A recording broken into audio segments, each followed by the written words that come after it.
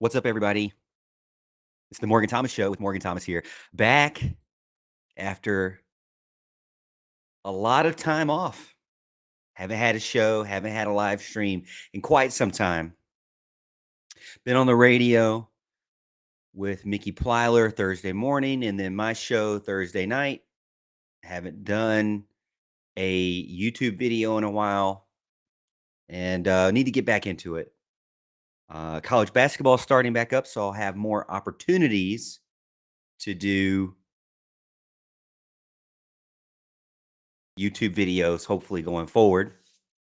Bear with me as I try to get my bearings. I haven't done a YouTube show in quite some time, so we'll try to figure it out as we go. Get in the chat. Let me know who you are, where you're from, and let's get this loser support group started. I usually do this right after the game. I didn't do it right after the game because I just couldn't handle it, and it was really late. And I was at a friend's house. I was at Big Al's house. Drove home. Um, and then it was just late. I wanted to go to bed. I was done with the game quite some time. By the time it was actually over with, I was already done with it. Um, and I put out the passing charts. We'll go over the passing charts. We'll go over some of my discussion, my thoughts from the passing charts. We'll go over my thoughts from the game. We'll get your thoughts in. If you're new to the videos, we had a lot of people. We have a lot of people over on Twitter just recently get in and start following me. And so let me mute this site here. Here we go. Yeah, so we had a lot of people start following me over on Twitter because of the passing charts. I've had like over 200 new followers. So if you're new to the channel, new to my Twitter account, like I said, I talk all things Clemson football, softball, basketball, and anything in between, recruiting. And I normally do videos every single week. We normally do a live show every Thursday from 7 to 8, but we haven't done a live show because we've been on the radio, which is 105.5 or 97.5 in the upstate, right after Walt Deptula. He goes off at 7. I pick up from 7 to 8 on Thursday, and then there's the Jaguars coaches show. Let me start sharing this out real quick. Make sure.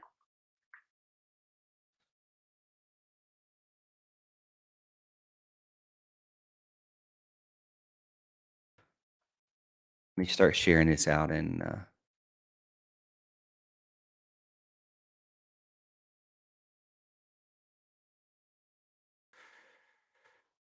share it. Okay, I've shared it now on YouTube. Now, if you're over on Facebook, I'm going to go ahead and share it out. Mitchell Grant just subscribed. Thank you, Mitchell. Thank you so much, man. I appreciate it. Now I'm sharing the video over on Facebook. And cool. All right, we got Facebook. Where else? I try. I got to be careful sharing it out everywhere because people get offended if you share it on their place. You share it in their forum. Some people get upset about that, so I'll back away from. All right, so we had about 23 people watching, whether you're on Facebook or YouTube. Thank you so much for getting in. Again, we're going to be talking about the Clemson Notre Dame game. I'm going to go through some stats, going to go through the passing chart, going to get your discussion questions. And the way we do Losers Support Group is I do not, it's a free place. It's a free place to speak your mind. I will, as long as it's not vulgar, I will bring it up on the screen and discuss it. And I will try my best not to criticize. And I hope that you in the chat don't do that as well. Because I know if you get on social media, you see a lot of times where somebody will say something and then somebody say, well, you can't say that. And, I'm not, I would rather, it's a safe space. safe space for you to speak your mind. So let's go ahead and get introductions going. John Sarian over on YouTube says, "What is this? LOL. This is a live show. I know. What's going on, John? I don't understand. It's been so long. Why haven't I done one of these? It's been too long for this." Sonia Dennis over on Facebook says, "Hi, Tiger." Emoji. Always love a tiger emoji. Mark Mark has Mark, do you still do the desserts? Does your family still do that? Because whew, the great dessert. He sent me some. Wow. Whew, amazing. Mark from Florence, welcome in. Big time tiger. And he's got a girl, I believe, in on campus right now. Money going to the university. Christopher Jones over on YouTube says, "Hello, Morgan. Had to message you Saturday night. Really needed this." You messaged me. I think you messaged me over on Facebook, and I don't get the notification. Uh, I don't get the notification as like I should. So I'll have to check that out. So I'm sorry if I haven't got back to you. Twitter is usually the best place to just message me. I'm on there all the time. Billy, good friend of the show, longtime fan, probably one of the first fans, him and his wife. Is this the AA support group? LOL. Maybe so. Maybe that's what we need. It might be more of that. John gets back in, says, "Let's be good fans and bash all the coaches and Dabo's poor judgment for being a dinosaur." Sarcasm. I think it's funny you put sarcasm in there because there needs to be some sort of like sarcastic emoji so that the people know that you are being sarcastic. Because man, let me tell you, on social media, on Twitter, people don't always know that you're being sarcastic. And for me and John and other people, sometimes it can rub people the wrong way. Turner Kirby gets in, says, "Why am I seeing Clemson fans say this season is a wash when there are multiple goals still in front of the team, especially beating a certain team from the Midlands?" Um, I agree. I think that Clemson's goals, as Dabo has mentioned, is all still out on the table, right? Um, just losing to Notre Dame is not a killer to the season. It does not make the season a wash.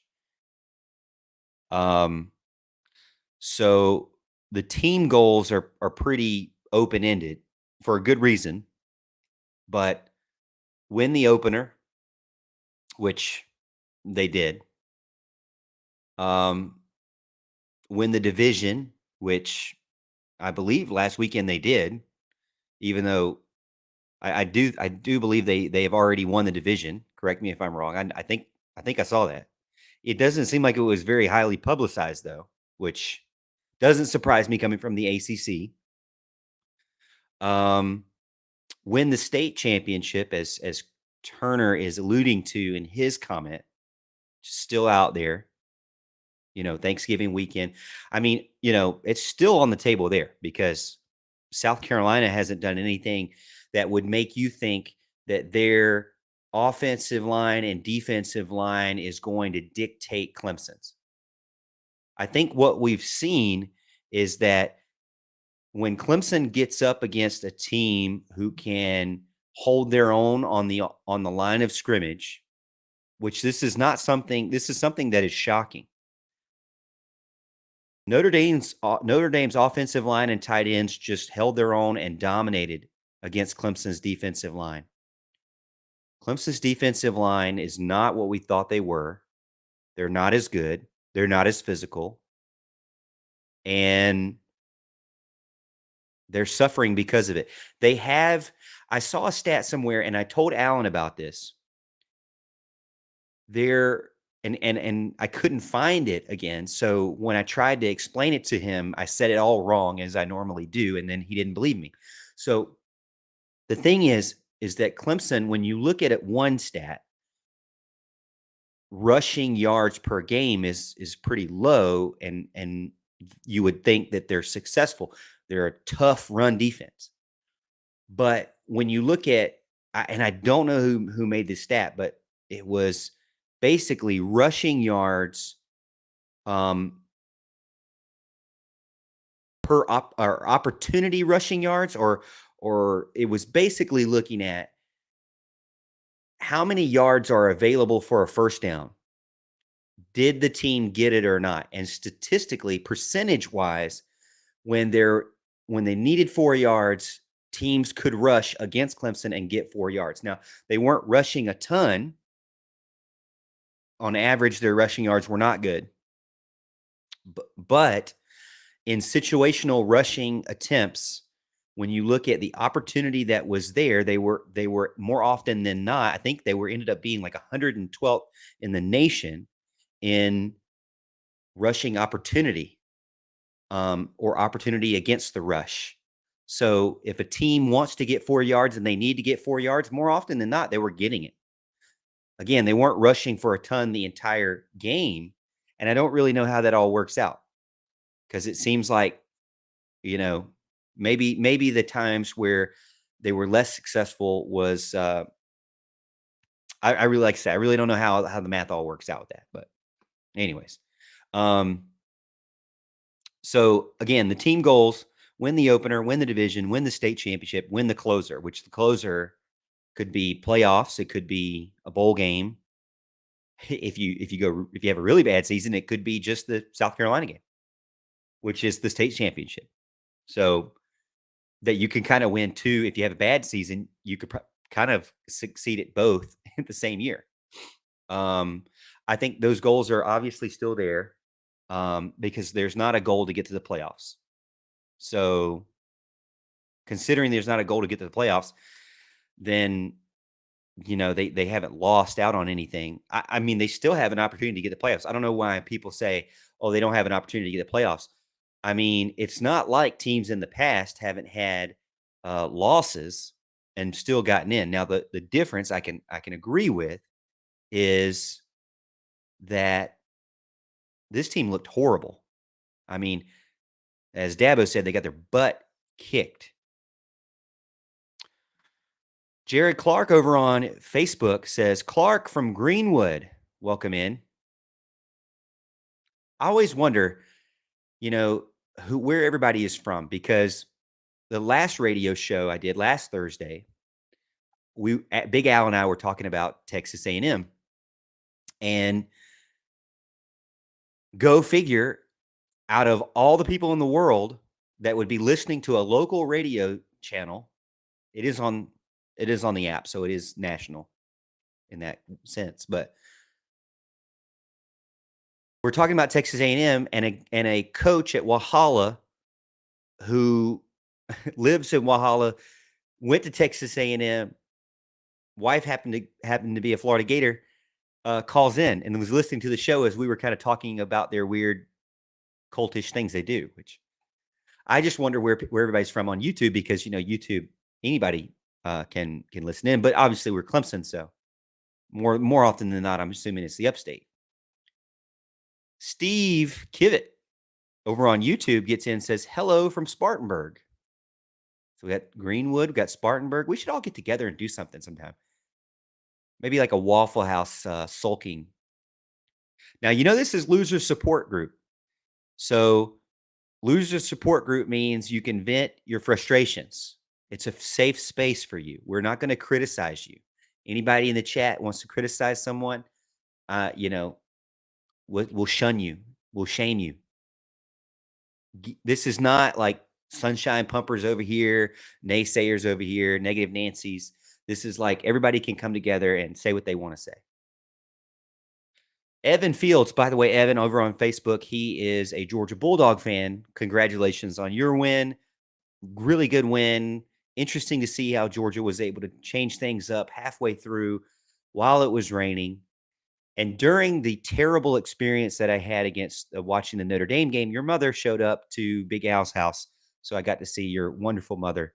But other than that, it's a terrible night for me. So that's why you haven't been doing a live show. Been wondering why there hasn't been a live show. It's been on the radio. Yes. So here's the thing. On the live show, obviously we're on YouTube. And we are going to be starting that back. It's going to be the next 6 weeks. We're going to be right here on YouTube, Facebook, every Thursday night, 7 p.m. Because of women's basketball and I think men's basketball as well. There's going to be a lot of basketball games Thursday night. The Roar will air those games instead of our show, and so we'll be on the radio. I mean, we'll be on YouTube. Now I was taking my cell phone here, and I had like a tripod that I would put up and you know film and then get Ramona to do the audio, and then I would come home and put it together. And I just got lazy. It's getting busy, getting closer at my work, getting closer to Black Friday, getting very busy. So I have very limited time. Mitchell over on YouTube says, I'm a listener on the Roar. Morgan, just wanted to join in and see what the YouTube show is all about. Well, again, yeah, the YouTube show, there's hope. I really should do better with it. It's how we started almost 4 years ago now. December 18th will be 4 years. Started doing a Facebook show just in front of some friends. Had those friends say, Morgan, you really are good at talking to a wall. You should do it more. And so, we like what you have to say. So I did it again. 10 people listened. And then I did it again and 25 people were on. And then I did it again and 75 people were on. And so when people ask me, should I start a podcast? I say, yeah, go for it. Who knows what will happen? I mean, if you're boring, people won't listen.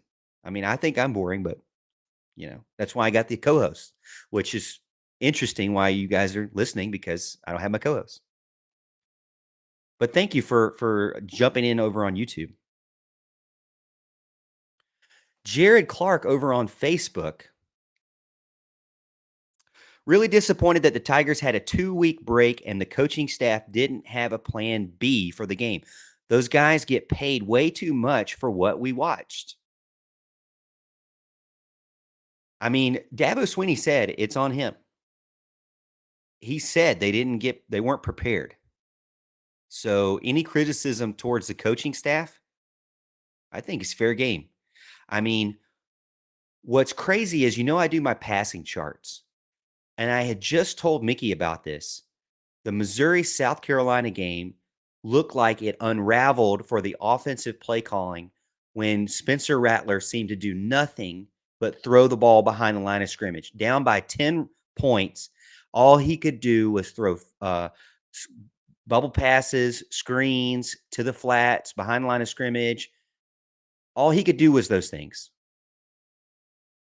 Even being down by 10, there was no attempt to go down the field unless it was to one guy, which was Austin Stogner. I think that's his name. Stogner is the tight end, right? And they didn't have any real identity. So I said that about South Carolina against Missouri, that they were unraveling because of that. And then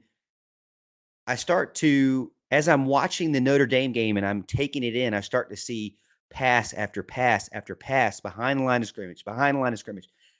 And I'm like, this can't be right. And don't tell me the wind, because the from side to side is 53 and a third yards, right? Side to side. This is not little hot potato tosses to the sideline. He's having to throw 7 to 13 yards, depending on the hash, to that side of the field. Maybe further if he's throwing to the long side of the field from the opposite hash. So these are balls that are in the air for 7 to 13 or more yards, albeit going sideways. But the wind affects that ball the same way. I mean, it affects it. It doesn't affect it the same way, right? Like if you're passing it to the side and it's blowing this way, obviously it might trail to the right or left or behind the player, right? I get that. if you're throwing it right into the wind, it's gonna pull it back. It's gonna push it back. It's not gonna go as far. I get that. If you're throwing with the wind, it's gonna go further than you want. I get that. But what I'm saying is the wind affected passes, whether they were in front of him or beside him, because it's not like they were just 2-yard passes or a little hot potato. Now, there was one where he did do a little toss to Antonio Williams that counted as a pass, really more of a toss. I mean, in my opinion, but it's a forward pass. So it's a pass. That was a pass. That was one that really, I don't think Wynn would really get that. An option toss, Wynn's not going to get that. But these passes that they were passing to the sideline, I mean, you saw him pass to the sideline, and it was so off that it hit Will Shipley's feet and went out of bounds for -7 yards. They ended up calling it a backwards pass and ended up making it -7 yards and rushing, which I didn't think was fair. But I get how they do it, but I don't give me the wind. So when you go into this mode of just doing backwards pass after backwards pass, I mean, if you go and look, all right, now here's my time to pull up my chart here. I had to show this. I have to go to the chart. Let's go to the chart. Let's go to the chart. Here is the first quarter. Here's the first quarter of Clemson versus Notre Dame. 43 passing yards, 2 first downs. I think maybe only one of them were from a pass. I don't think I wrote that right. He was 9 for 10. So you're thinking, wow, DJ's 90%. How accurate. But 5 of the 9 were behind the line of scrimmage. One of them was that toss I was telling you about to Antonio Williams right in front of him. So you've got a little pass over here, probably to Davis Allen. You got a couple of passes over here. Again, Davis Allen. Back here, typically either Antonio Williams or Will Shipley. And then he had one deep ball that was like really deep. And you can see here, this is about 34 yards deep. I can't remember who he threw it to. But I'll tell you, let me go to the ESPN.com and go to the play-by-play, and I'll tell you where that deep ball was.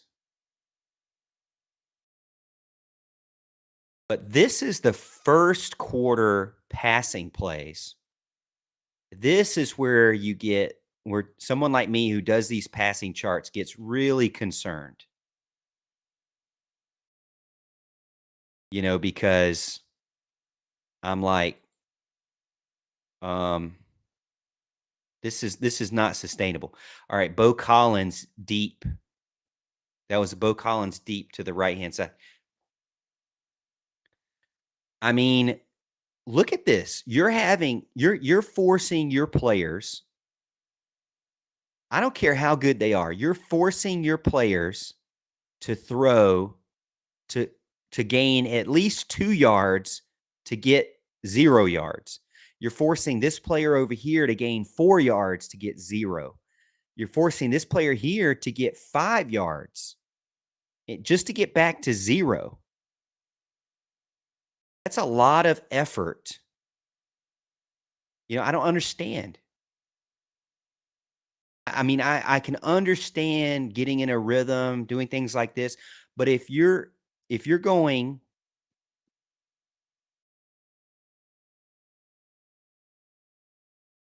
punt, blocked for touchdown, turnover on downs, punt, three and out punt.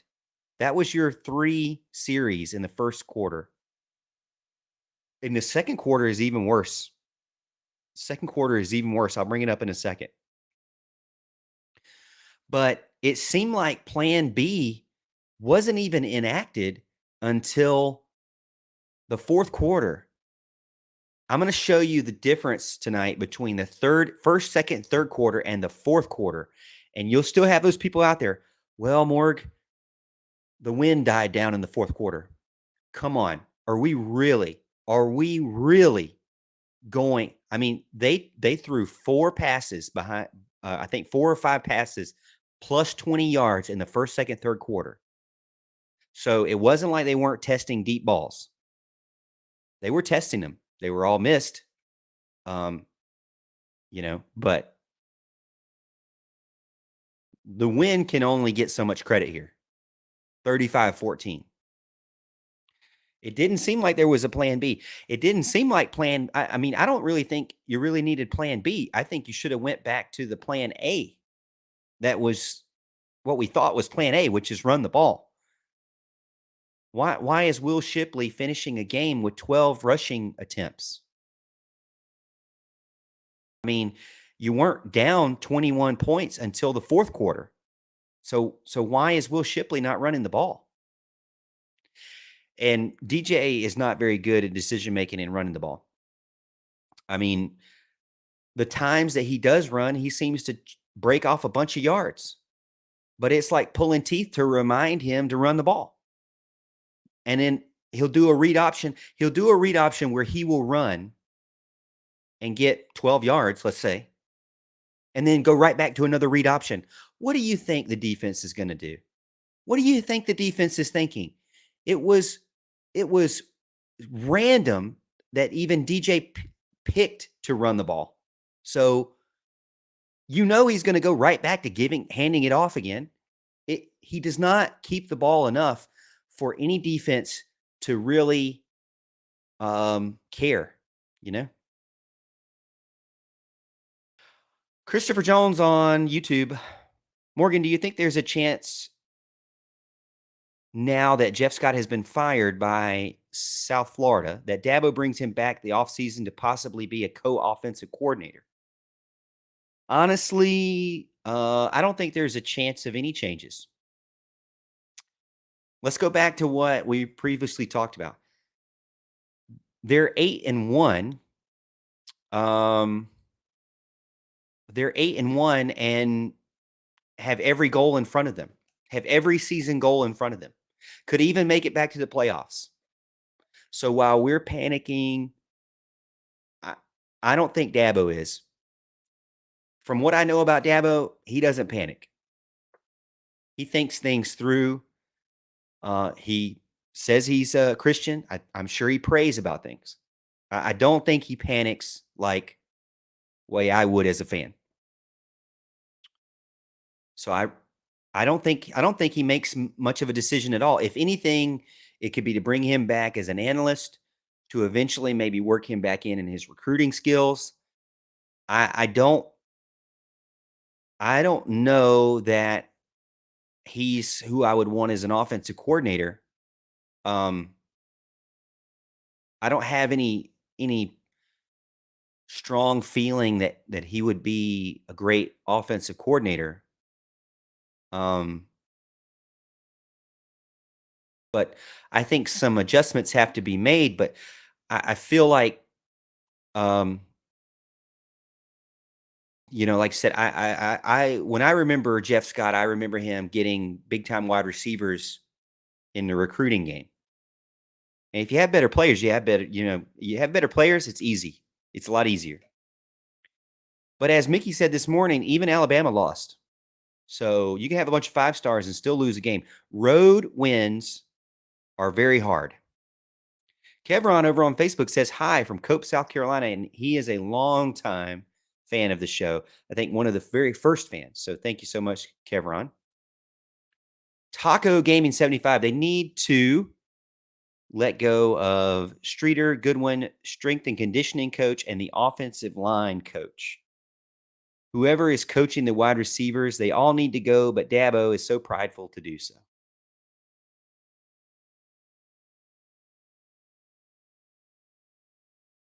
I don't know. I mean, again, it's a safe space. It's a safe space to say what you want to say. I'm not going to criticize anything that anybody says. I'm not going to repeat things if it's too vulgar. But this is an opinion that's out there. I don't know how I feel about it.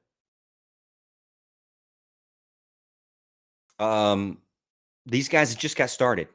It would unless it was somebody who was a proven Southeastern recruiter that could just jump on the scene and pick up right where they left off at a previous school and just kill it.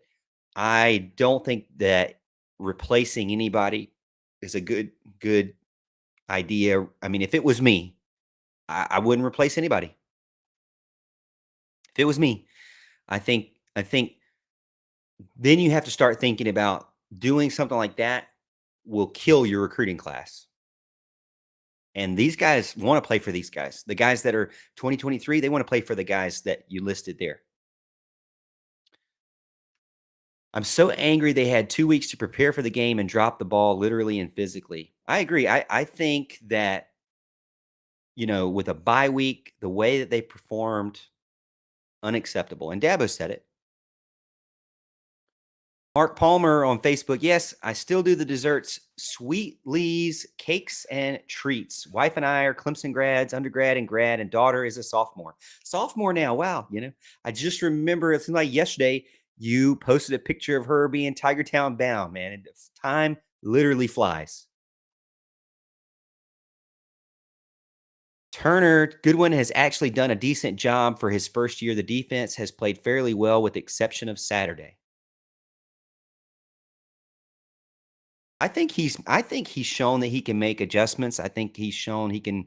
I mean, there is certain things where maybe we were wrong. Maybe the defensive line against maybe the defensive line is good, but not as good as the Notre Dame offensive line. Maybe the Notre Dame offensive line deserves credit.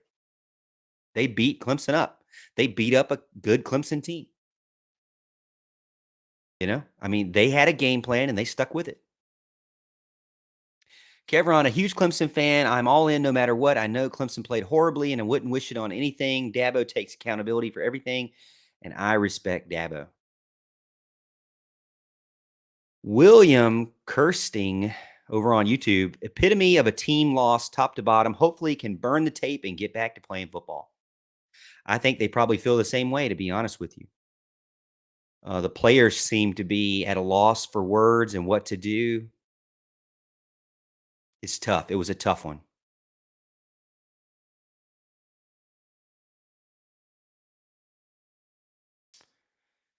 Jason Lucky, losing isn't the problem. It's the way they lost. It was just disheartening. I can't disagree with that. I mean, you basically went to Notre Dame and got torched and got your butt kicked. Every phase was a failure. The punting, I mean, the announcers mentioned that Notre Dame loves to try to block every single punt and has had success this year. And yet your punting team seemed to be completely unprepared and in a normal formation, and they torched you. That is ridiculous. And that was just the start. Again, rain, wind, whatever. Instead of running Will Shipley, you decide we're going to throw passes to the sideline and behind the line of scrimmage and deep balls that get completely missed. That's what we're going to do. That ended up being a terrible idea. Steve reminds me over on YouTube that they have won the division. Again, the goals there are still there, and the let's get rid of everything, I think, is fun to say, but I don't think it's really going to happen. You know.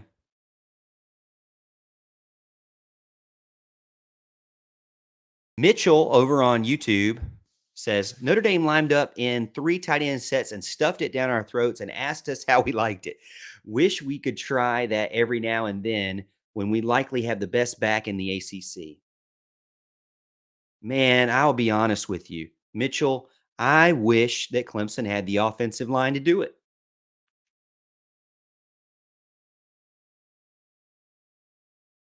Will I ever see I'm 35 years old, will I ever see Clemson have an offensive line that can push people off the ball, that can pancake people consistently, that can throw their weight around in the game and not, in the tunnel at halftime but right before halftime?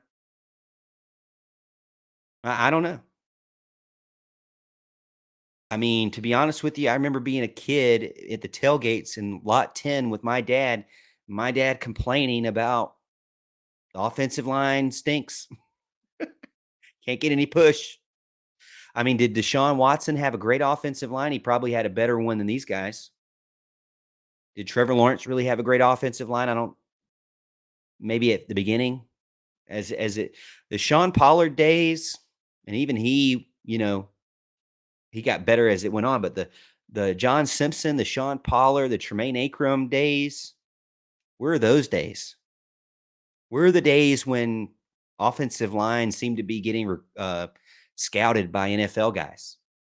I mean, they came and gone.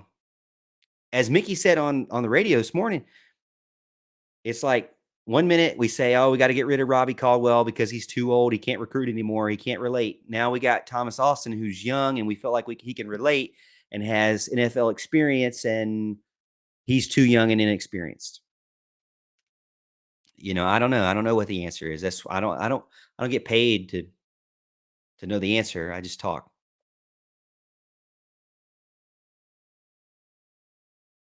Toby Humphreys on YouTube. It's not that we lost, it's how we lost. After listening to the coaches and players today, it just seemed everyone is apathetic and keeps referring to the goals. It's more than that. I agree. I think they're repeating what the coach is telling them, which is that the goals are still there. Don't lose hope. Don't give up. Stick with the game plan. Follow through with your the beginning of the season strategy, which is to meet these goals. Losing this game doesn't lose the goals, right? There's part of that where you're trying to keep them focused. There's another part of that where I agree with Toby and I say, you can't go up there and get embarrassed. This is the kind of stuff that immediately Joel Klatz of the world take and they just run with. As much as we fought against Joel Klatt and Paul Feinbaum and Stephen A. Smith and these guys on College Game Day who never give Clemson any respect and constantly say that they're never tested and they just have the easy way out,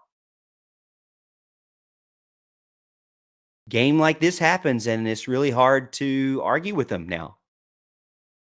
You know, 2 weeks ago, I was telling the national guys Clemson deserves to be up there in the top two because they have 3 ranked wins.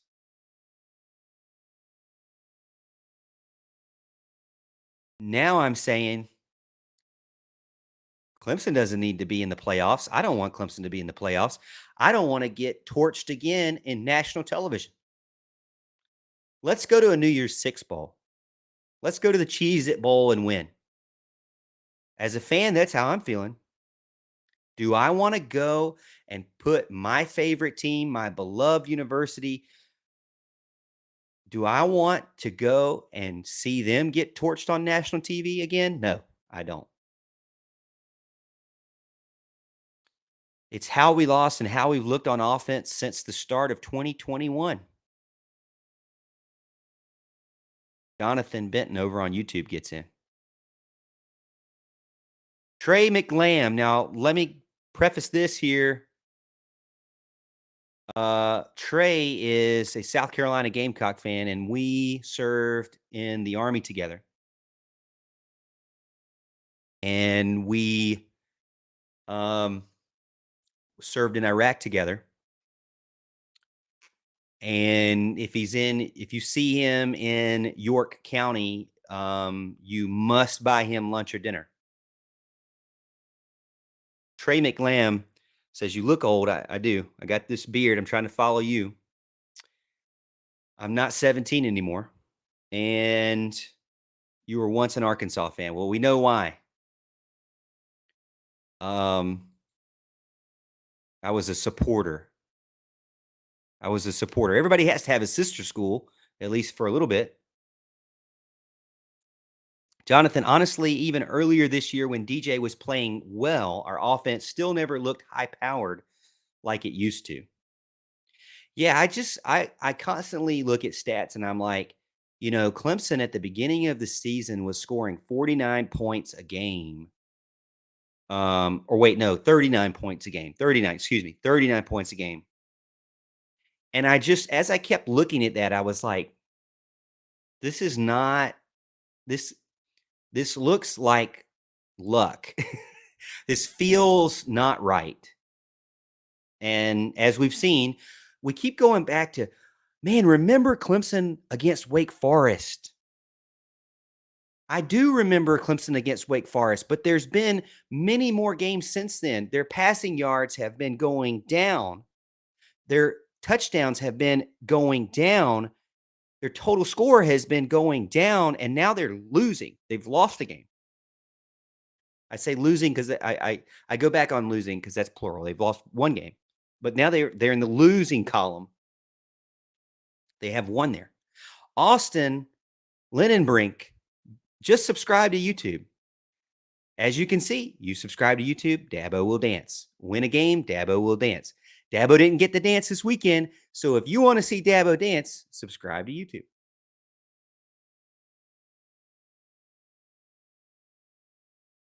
Taco gets in, says, I swear if we come out and throw more screens this Saturday, I might just throw up in my mouth.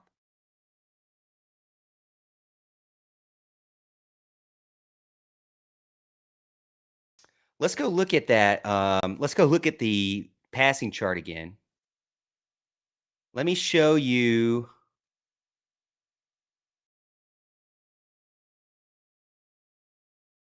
While I'm scrolling here, apologize.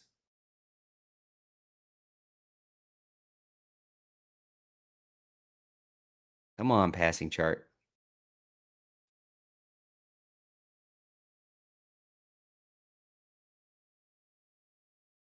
All right, here we go. So let me show you. Let me show you the second quarter here. This is the passing chart for the second quarter.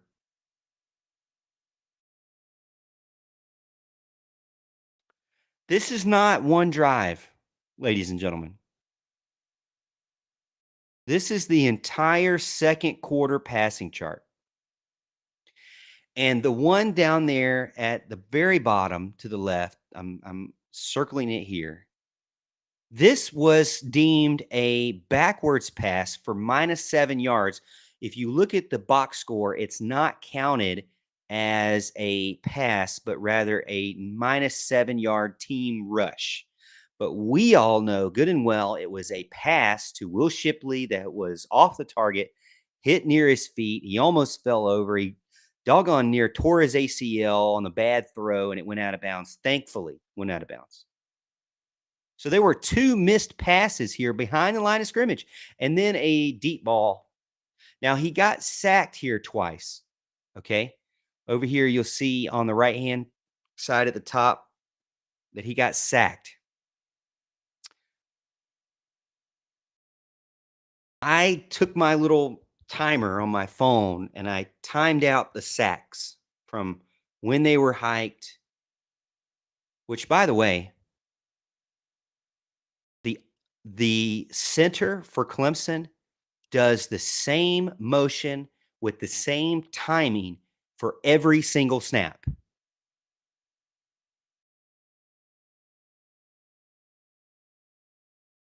To me, that seems like ill-advised. It seems like a defensive line would be able to pick up on that if I picked up on it and I'm a nobody just watching the game. Okay, but still, he had 2 sacks in the second quarter, 3.31 seconds, 3.61 seconds.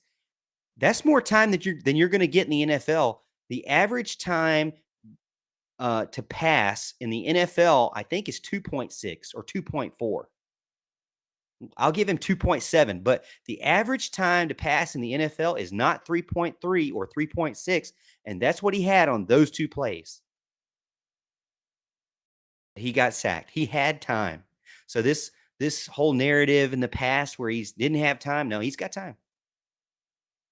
From what I can tell, he has time. But again, here, what do you, I mean, how do you even make anything out of this? You throw a deep ball and 2 passes to the behind the line of scrimmage to the left. That was your second quarter.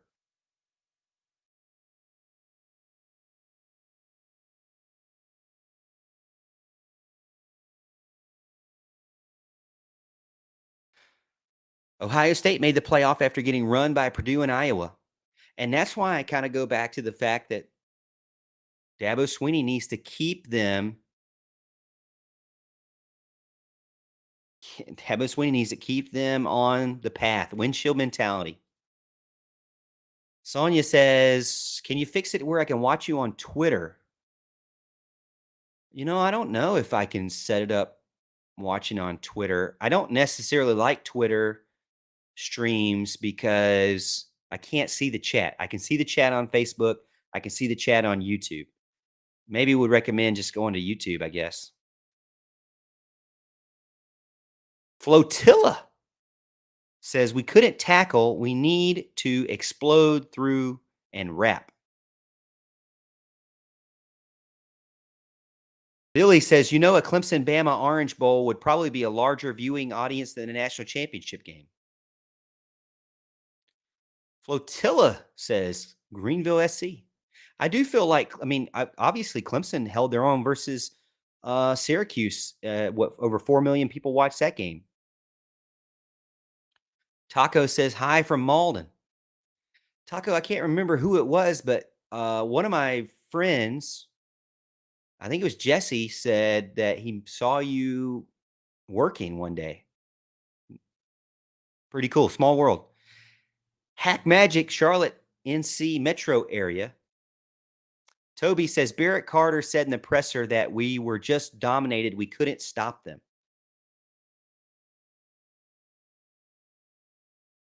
You couldn't stop them.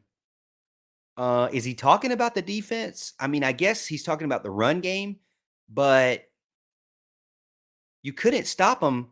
But it was 14-0 going into the fourth quarter.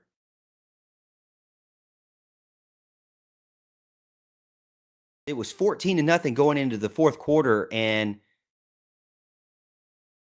14 of their points on the night were from offensive errors, from Cade Klubnik throwing an interception and DJU throwing an interception.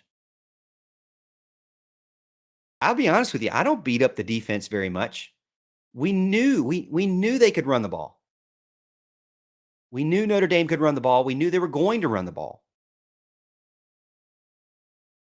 Tears were rolling down my face here in Anderson. Jason, man, I'm sorry for that, man.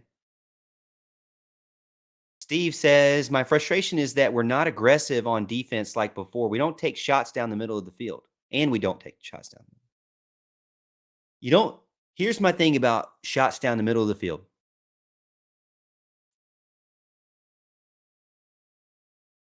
Some of the passes are in the middle of DJ's, in the middle of the formation. So when you look at my chart, sometimes you see things that are just on the left or right edge of the hash mark. And many times that's truly right in the middle or in front of DJ. So it's really his middle. So it's deceptive just looking at a chart saying, well, they don't really throw it to the middle. Do they throw it in between the hashes? Not really. They often ignore in between the hashes. Why would you ignore in between the hashes?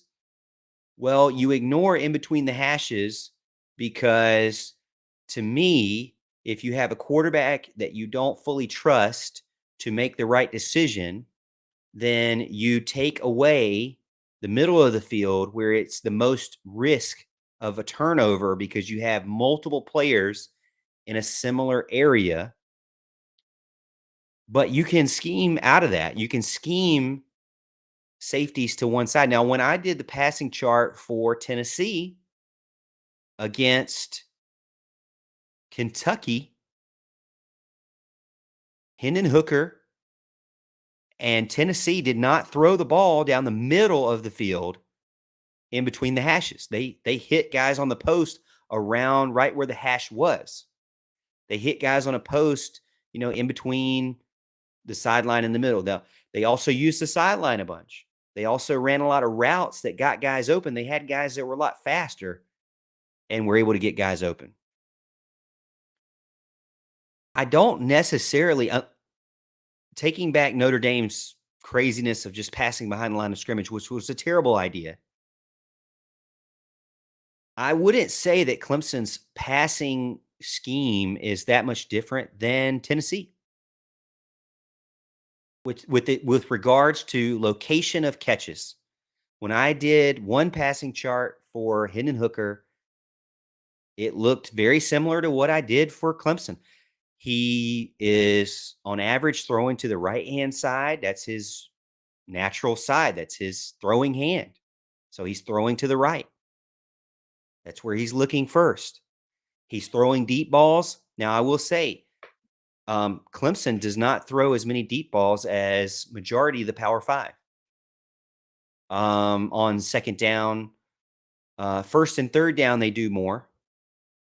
But Clemson is very predictable on second down, and it hurts them in other areas because it makes them predictable on third down. Clemson throws to the right-hand side of the field, but Tennessee does too. The middle of the field, I do feel like the thing about the middle of the field is it's one thing to not throw there. It's another thing to not even have guys run across the middle of the field. I don't understand why you don't always have one guy running across the middle of the field. You never know if they're faster than one of the linebackers, they're faster than a nickelback, they're faster than the cornerback. You never know that by the time they get to the middle of the field, they could be torching the guy. You also never know if that guy across the middle of the field doesn't just trick a safety into following them and let your boundary guy go. Let your sideline guy go. But if you never in a play, I'm not going to say never, but if you in your play run Davis Allen on an out route and Bo Collins on a 10 and stop, that's both on the sideline. You just made it easier. You just made it easier on the secondary. I mean, there's such a thing as just running a guy across the middle of the field as a decoy. I don't understand. I mean, I'm not even saying that they have to pass it across the middle of the field. To me, it doesn't matter. I just don't understand why you don't run anybody across the middle of the field almost on every play. You need to be, to me, to be running somebody in a slant or a horizontal every play at least. I'm not saying it have to be deep. But if you have nobody there, how hard is it? It is extremely hard to look this way and then have to check down to this way on the opposite side of the field, or have no check down because you're worried about protection. So you have no check down. So then you're only looking at this side, and then you put both your wide receivers on that side. I don't know. Like I said, I know nothing. I know nothing, but I just am repeating what I see. Richardson also said in so many words that the offense in all positions is basically mediocre. I mean, statistically speaking, on second down is so bad. I don't understand why. It's like I tweeted about this. It's like Clemson's offense feels like second down is a burner down, is a waste down. You say, "Oh, well, they like to run the ball to get it third and short." Well, they're typically only running 3.7 yards, which is below average in college football. So they're not entirely successful on second down, getting more than 3 yards. 3 or 4 yards is what you're going to expect. So if it's second and 10, you're going to be 3rd and 7 or 3rd and 6, which is not any more manageable, I don't think. Why were they so much more physical? We missed Brent Venables badly Saturday. Glenn Parker on YouTube says Aiken, South Carolina was in Notre Dame. Their O-line and tight ends manhandled our guys. The way Notre Dame used their tight ends was brilliant. Defensive backs couldn't get rid of the blocks. Trey McLam gets in and says, love you, buddy. Proud of you. Hey, man, again, if you're in York County and you know a guy named Trey McLam and you haven't taken him to lunch or dinner, shame on you. You need to do it. He's a Gamecock fan, though. We haven't tackled all year. Once the runner gets past the D line, they carry our guys for 3-5 yards. The linebackers and DBs seemed so small. Well, the defensive back core, if you saw my Morgan ratings at the beginning of the year, the defensive back core, unproven.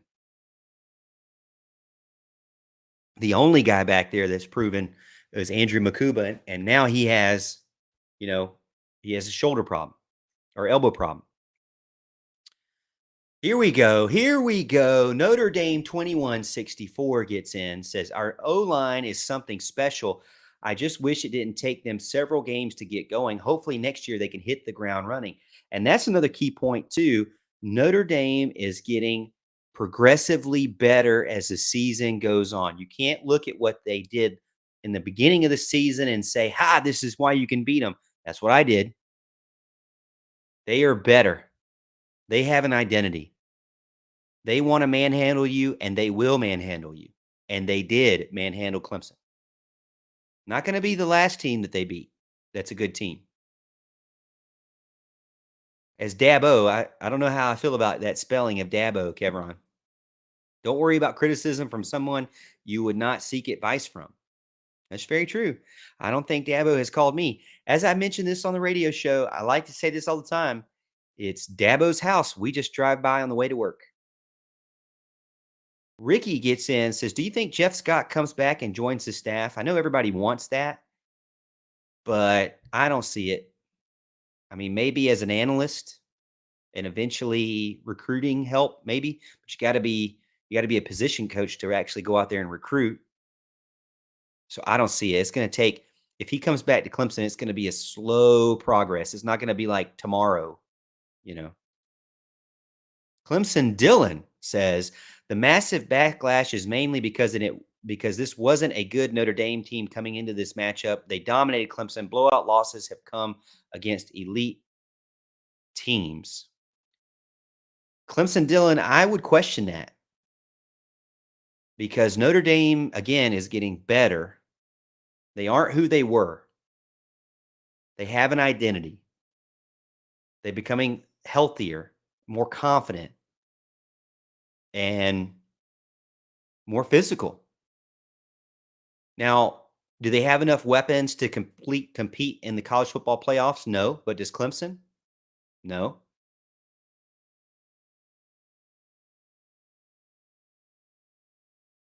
Brandon Jones says that is cowardice.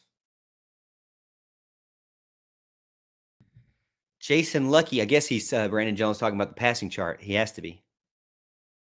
Root completely whiffed on blocking out that punt.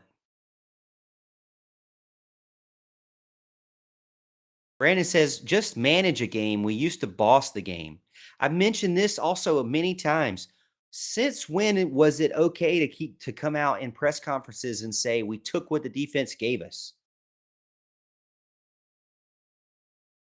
Every single game, we took what the defense gave us. It was like on repeat for Tony Elliott. We took what the defense gave us. We took what the defense gave us. Okay.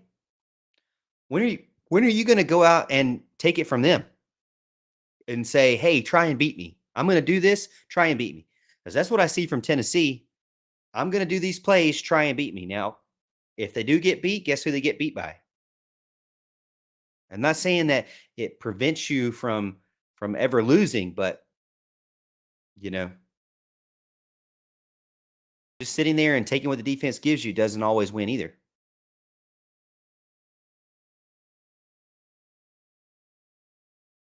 Flotilla says we run the best off the O best when in 2 minute we should run it the entire game. Again, I don't understand what happened between the third quarter and the fourth quarter. Let me show you the chart on the third quarter and fourth quarter. The difference here. The difference is mind boggling for me. On the left-hand side, here you go. You've got the Clemson passing chart versus Notre Dame on my Twitter account at the Morgan T Show. If you don't follow me, please do, because that's where I'm at most of the day. That's like text message to me. Papa Elon is back in control. You can say how you feel without getting banned like Facebook. And you can also catch me there. Clemson passing versus Notre Dame. First, second, third quarters on the left-hand side, fourth quarter on the right-hand side.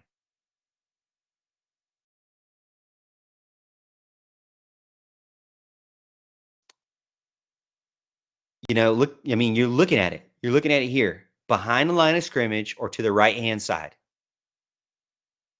Now, again, you could probably say this one right here, this white dot in the middle was really and I don't really know if they were lined up, but if you're telling me, like, think about it. If they're lined up here, if this is where the center is, and this is where the pass ended up being, then that technically is the middle for the formation.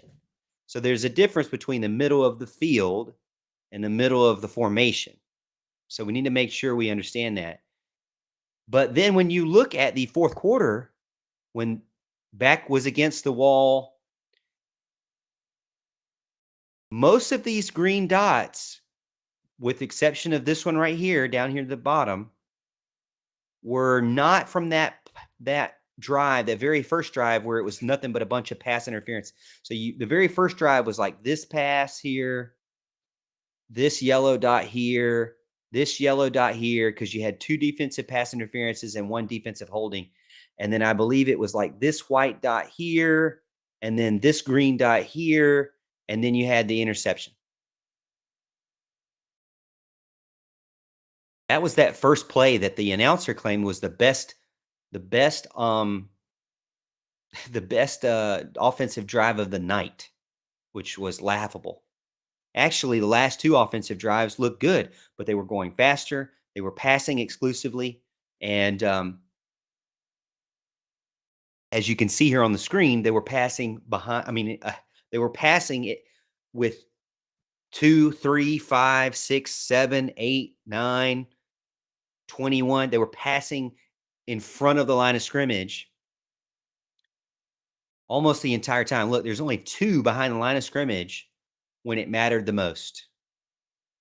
So again, I go back to, you did it this way on the right side when it mattered the most. So what are you doing on the left side? Does it not matter the most now? In the first, second, and third quarters, you just go through the motion, you just follow the game plan with reckless abandon. And then in the fourth quarter, when you're down 21, then you go there. I mean, literally, this is the fourth quarter after the Cade interception, because Cade came in at first. This is all DJ's throws. I did not include Cade's throws here because he really only had one. Bottom line is Clemson didn't play to any kind of standard and honestly hasn't done so for the past 2 years.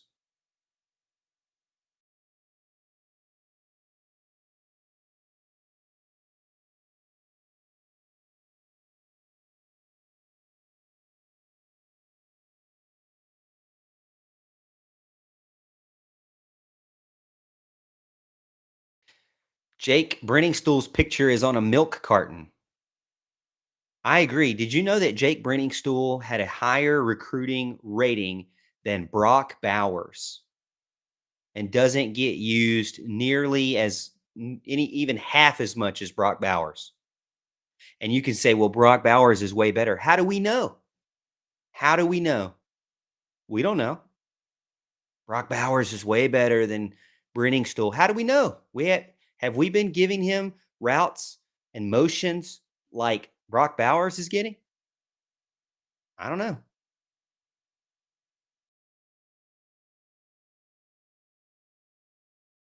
It makes even less sense that we're doing all these wide passes behind the line of scrimmage when we have one of the worst perimeter blocking group of receivers ever seen. How frustrating was it to see them throw three passes behind the line of scrimmage? And correct me if I'm wrong, start of the game, three passes behind the line of scrimmage, and Bo Collins was flagged on all three of them, or he whiffed on one and flagged on two.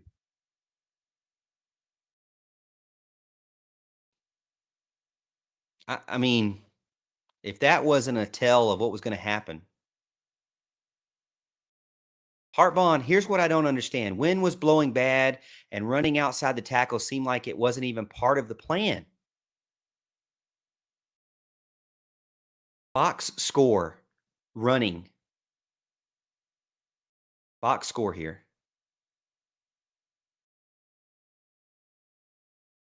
Um, Come on, internet.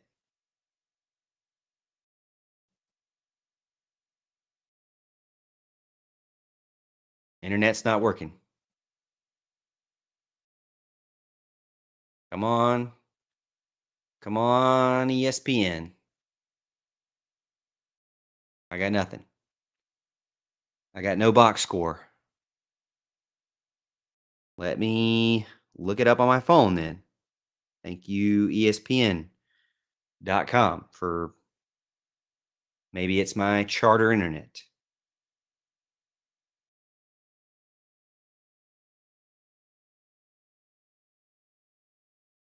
I will give you the box score for Clemson rushing. I already know that Will Shipley had 12 rushing carries, 12 for 63 yards, 5.3 average, but you only give it to him 12 times.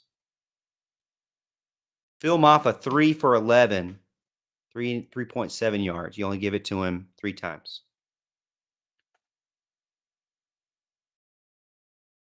$25 times. Now, typically, Clemson runs the ball 40 times. So that's 15 rushes off. And again, they had 3 quarters. They were down by 14 going into the fourth quarter.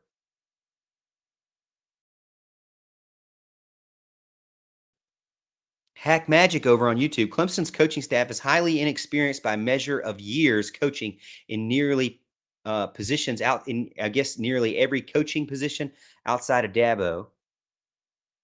There's a ton of on the job training going on. It shows. Doesn't mean they're bad, but experience. It's going to take time.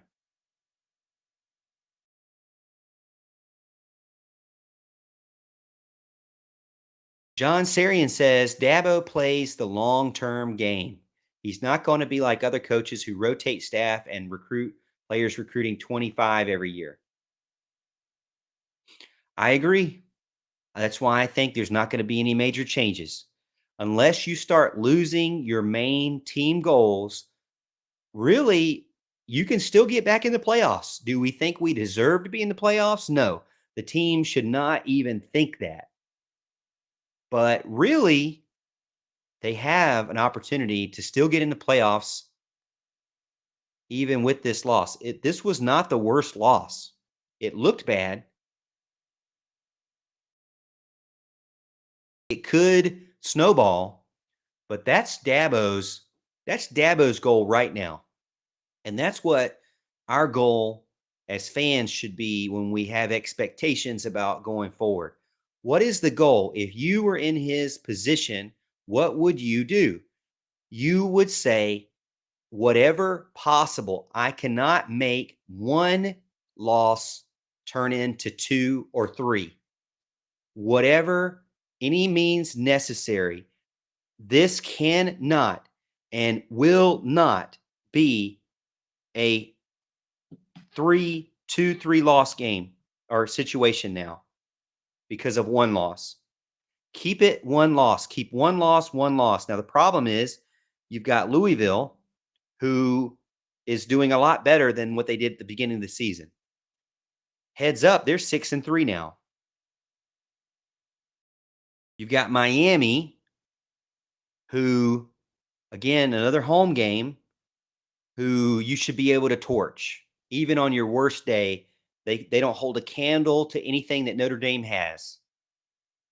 And South Carolina, who's also 6-3 and could very easily be 7 or 8, I think also is a dangerous one. But again, you are getting into a situation where if the teams that are coming up against Clemson cannot manhandle Clemson's line of scrimmage, then I think Clemson has a chance to win by 10 or more. Looking back, I'm shocked. I think if Clemson played Florida State again, it might be a different story. But it goes back to Notre Dame just has a better offensive line. They have a better uh, they had a better game plan. They got out coached. Clemson got out coached, and the offensive line was nasty.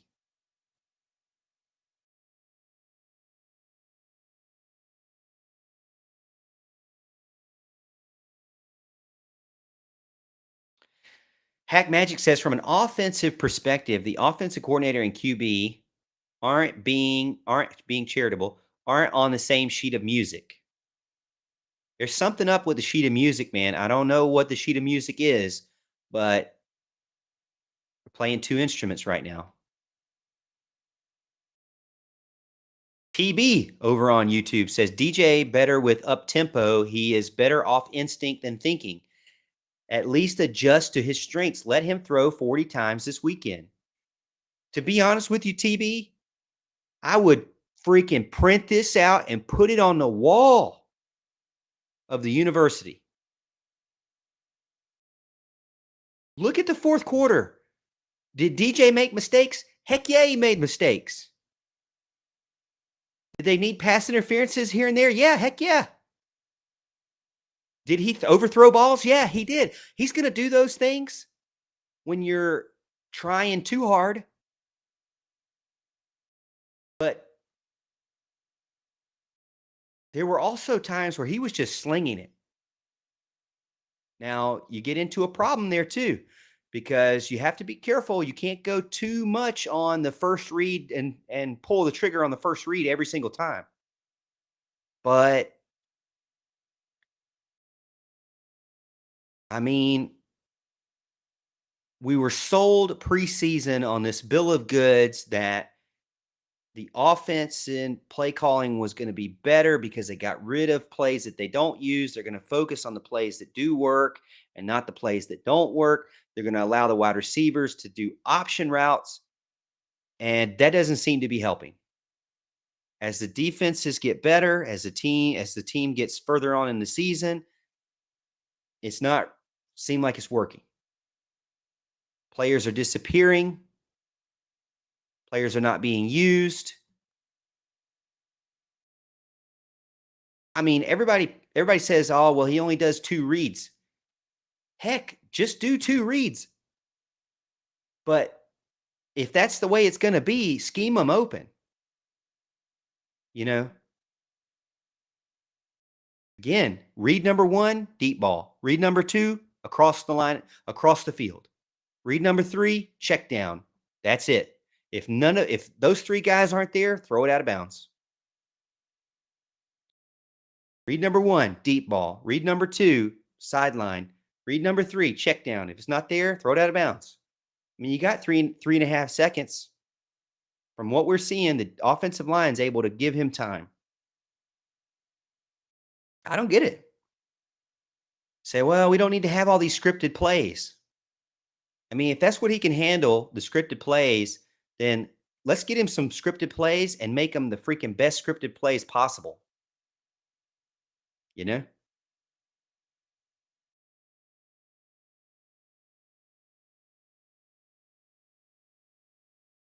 Look at 1 or 2. If either one of 1 or 2 is open, even slightly, sling it. Who cares? You've already won the ACC Atlantic. You've already won the Atlantic. Sling it.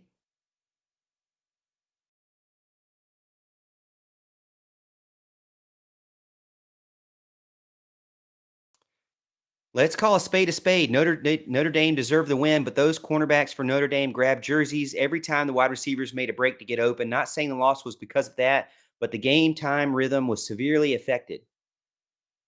The problem with that is that if that's what you're going, if that's all you got to do to get you off your game plan, then good luck winning any games the rest of the season because everybody is pulling on you. Now I will agree with you, Hart. They pulled on Clemson a ton and didn't get any calls until late, and then seemed like it was too little, too late. Crystal Rose gets over and says offense looked better in the fourth because Notre Dame was playing soft to not give up the big shot.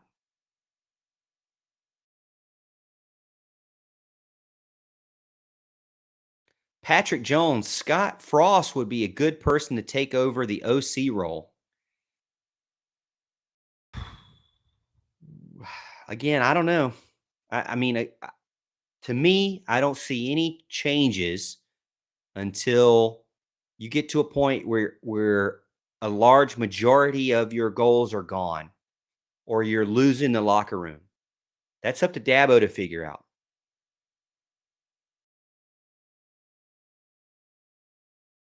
And we're saying Streeter has done nothing, but he's shown that he can. He's shown what he can do at Richmond.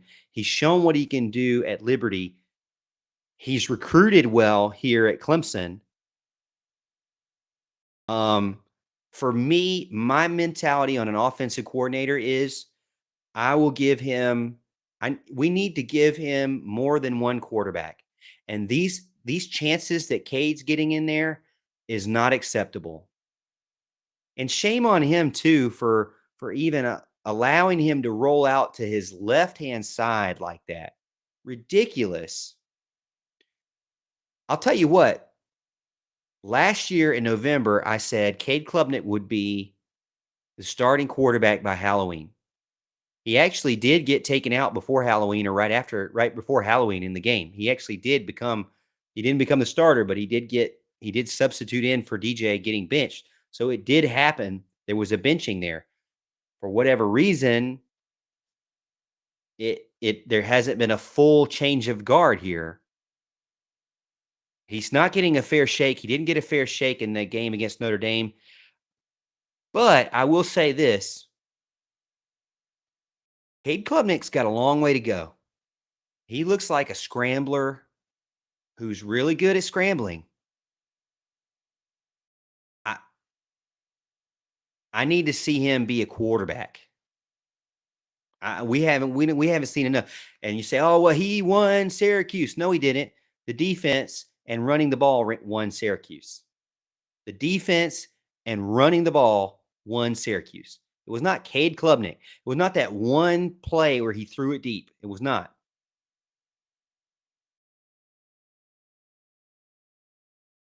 Hey, Hack Magic says exactly what I said.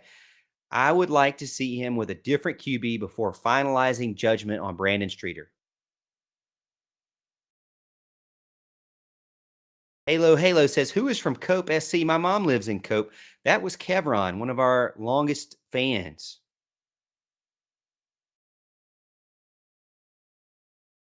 Jason says, bringing back Jeff Scott might be like Van Halen bringing back David Lee Roth. Won't work the second time. Be careful what you wish for. Again, you have to be careful. Who the team was in the past is not who you want in the future. Winning today is not the same as winning yesterday. Things advance, things evolve, teams change, generations change, cultures change, recruiting changes. So it's not, well, it worked back then, it's going to work again. Patrick Jones, DJ Lagway won't come to play for this offense. Now, I'll be honest with you. I did a video on DJ Lagway, and I did some film review on him. And when he came to Clemson, his editing team or whoever he paid, they used my voice in his video, which I was very flattered by. I thought it was awesome. It's not the first time they've used my voice or Alan's voice in recruiting. We had a couple of guys last year that ended up decommitting, unfortunately, but they used our voices as well, which I'm perfectly fine with. I don't care. I think it's cool. Um, but so I personally think that he's come to Clemson because of that. I mean, I have to be biased. You use my voice, you definitely come to Clemson. Um, but there's I think anybody with a good head on their shoulders is going to say, I'm not going to let games from a previous team, a previous roster dictate my decision about my future. Because like Quinn Ewers went to Texas. I mean, they weren't doing any good, and he went there. Um, Clemson struggled on offense last year, and Cade Klubnik still came. So I feel like that's less of a factor. Clemson, if it was because of past performance, no team, even Clemson, would have never gotten to the point to where they're at. Dabo Swinney's first year was 6-7. How did he, with that poor of and he got torched against West Virginia on national television? If that was the only factor, then Clemson would have never become what they are. So I know you're not saying it's the only factor, but I'm saying I'm not as worried about it. DJ wants to play. DJ Lagway will, as most players, want to play where they feel welcome, where they feel like there's a family, where they can grow on and off the field, and where there is brotherhood developed not only in their recruiting class but in guys they've met while they were on visits. And that's why Clemson cares so much about visits, is because it's really developed by liking the guys that are already there and liking the guys that are coming with you. That's a big factor nowadays. Flotilla says K didn't really get a decent chance when we were on our own goal line. I agree. Mark Childress gets in. The one and only Mark Childress. Stats you posted on Twitter today have bothered me ever since. Worrisome. Let's pull up those stats and let's go through them. If you haven't had a chance to see them, they are worrisome.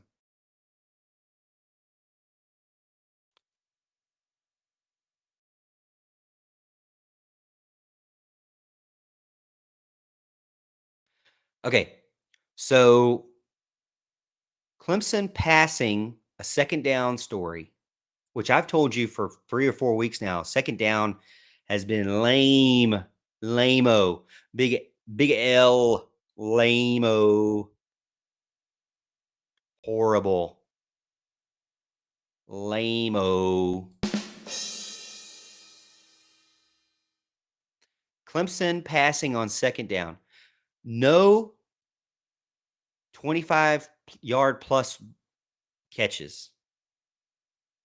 I couldn't find any Power 5 team that had 0.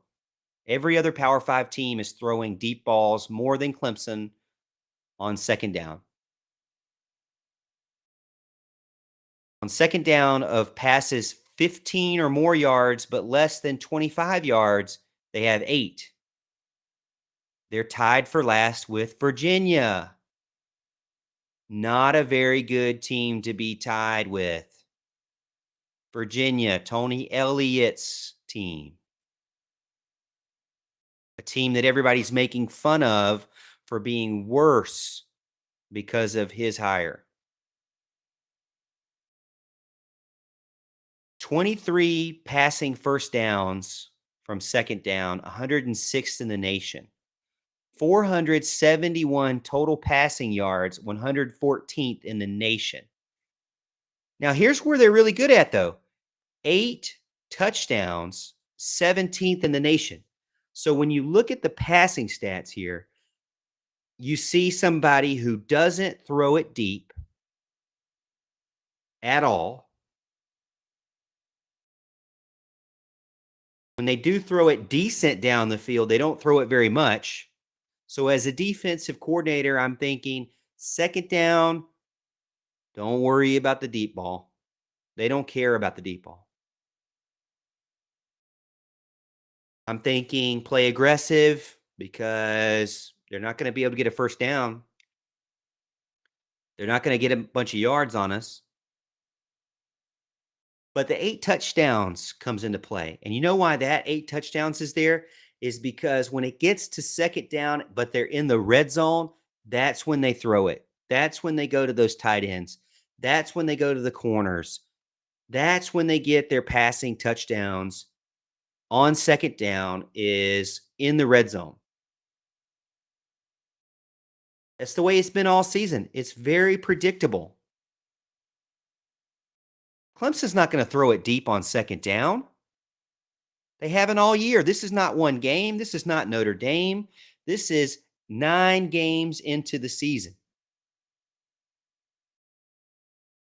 I know what you're saying. Well, Morgan, they are going to run the ball on second down, and they've been really good running the ball on the second down, so it'll work, right? No. Okay, running the ball. They only have one 20-plus yard run, which I really don't beat up somebody for not having a 20-plus yard run. Only one of them. 111th nationally. 111th nationally. Okay, now, but they do have 10-plus yard runs on second down. So 21st. So, and they have 35 rushing first downs. So they're 36th. So what that tells me is that on second down, they run it. They're not going to take it to the house. Are they going to take it to the house? No, they're not going to take it to the house. But they're going to get a first down more often than not on second down running the ball. They're going to be able to break one for 10 yards more often than not, more often than the national average. But then you start to see, well, they really only have 485 total rushing yards, 61st in the nation. And they're really only getting 3.76 yards per rush, 88th in the nation.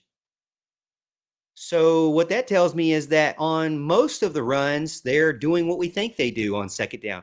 They're running right up the gut, right in the back of Will Putnam and falling down.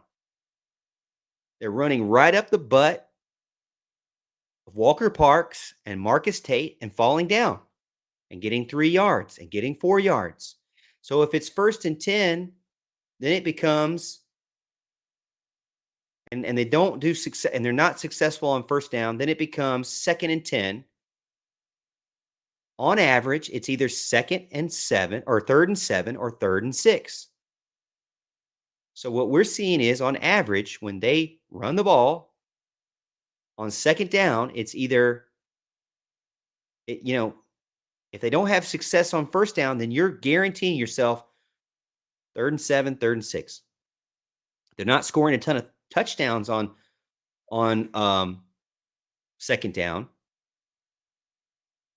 That's because, as we saw ahead, they're actually getting a lot more passing touchdowns on second down. So they're a threat. Now, here's something that's even more troubling. Now, you say, okay, well, yeah, they're just a better rushing team, and they're setting up for third down, and they are a better third down team, by the way. But look at this. More on Clemson passing. They have 83 passing attempts on second down. That's 73rd nationally. Tennessee, who what we would all expect to be a more prolific offense, has only 80 passing attempts on second down. Notre Dame has only 63 passing attempts. Now that's complete opposite because Notre Dame, as we know, prefers to run the ball. They don't have many weapons on offense in the passing game, so they have to run the ball. So you have Tennessee, who has multiple weapons, passes less than Clemson. You have Notre Dame, who has less weapons in the passing game, passes less than Clemson. However, Tennessee has 286 more yards on second down passing 16 more 15 plus balls and 10 more first down. So they're throwing more deep balls, 16 more deep balls than Clemson, even though they have 3 less pass attempts. And they're getting 10 more first downs. So they're more successful passing the ball and they're going deep more than Clemson. Now, you would expect that from a passing heavy team, right? Like Tennessee. Well, let's look at Notre Dame. Notre Dame has only 23 less passing yards on second down than Clemson. The team that has no weapons has 23 less passing yards than Clemson and 6 more deep balls. A team that only has a tight end has 16 more deep balls and 1 less first down than Clemson passing on second down. Oh, by the way, well, Clemson's just a better rushing team. Both those teams are better rushing teams on second down than Clemson.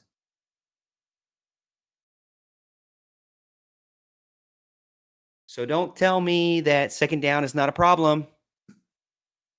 I know you're not because you're fans of the show. You wouldn't dare tell me that. But there are people out there that tell me second down is not a problem. They're just setting up for third down. Oh, okay. So it's the plan to be third and long. It's the plan to be third and 7. That's the plan. I never knew the plan was to do that. That's the plan, y'all.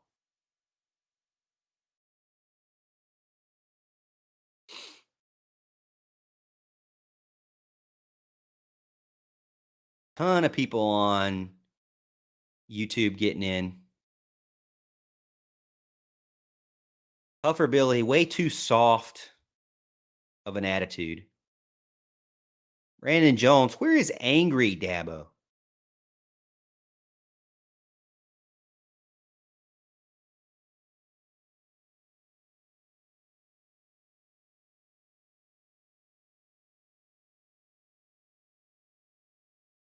The C word is coming out in chat. I'm not going to say it.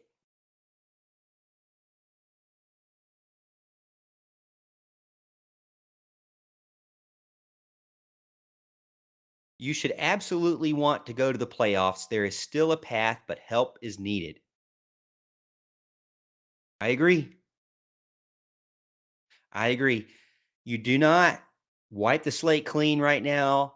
You do not go out and get Jeff Scott tomorrow. You do not replace anybody. What you do is you have a heart to heart with the entire team, with every at Dabo, it starts at the top. He knows this. It starts with him. He gets all of his position coaches in a room and he says, what did we do wrong? You do an after action review. That's what we do in the military. You figure out what you did wrong, what you did wrong in preparation, what you did wrong in attitude, in mentality, in weekly flow. Did you cut corners anywhere? And if not, then you tell them what the next step is. The windshield mentality. The playoffs are still available. All the goals are still on the line. You hammer that home. You do not make one loss into 2 losses. You then disseminate that word to the groups. And to be honest with you, I know they've already had these conversations, but you go back to it and you say, who are the guys that are not putting in the effort? We're never putting them on the field. They're getting less opportunities. Those guys who claimed they weren't doing any effort or didn't claim, and we found out about they're not doing enough effort, we take them off the field. I'll be honest with you. A lot of people like to talk about coaching this, play calling that. If you're a gamer, if you have talent, if you're good, we've seen it. We've said it. Good players can still win in a bad playbook with a bad call. You mean to tell me Deshaun Watson didn't have 100 or more plays that were bad plays that he made good? Of course he did, because that's the kind of player he is. Does Clemson have those players? You mean to tell me Trevor Lawrence, first overall draft pick, couldn't make bad plays into good plays? Of course he did. He made a lot of bad plays into good plays.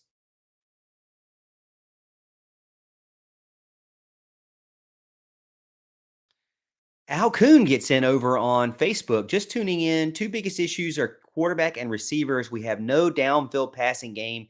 That has to change. They made the attempts. They made the attempts to pass downfield, but were they successful? No. Majority of the time, no. They made the attempts for the big ball, the deep ball. Most of them were overthrown, off mark, or just missed.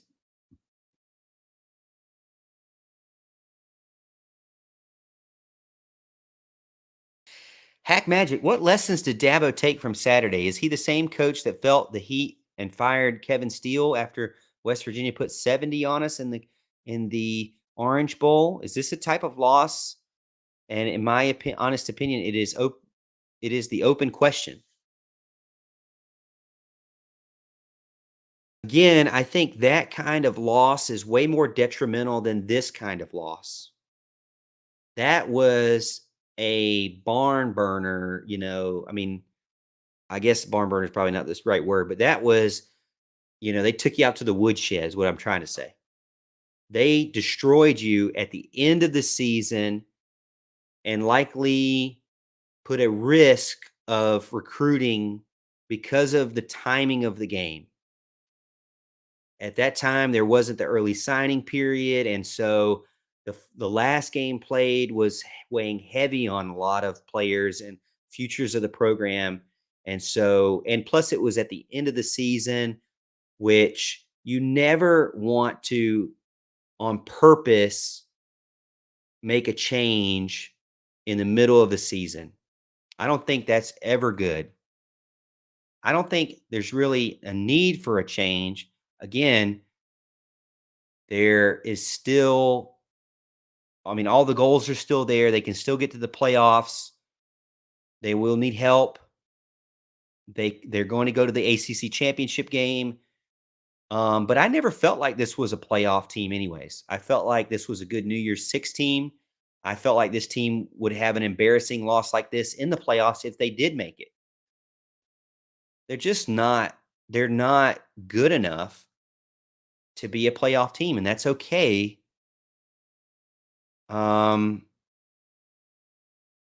But also they're better than what they played on Saturday.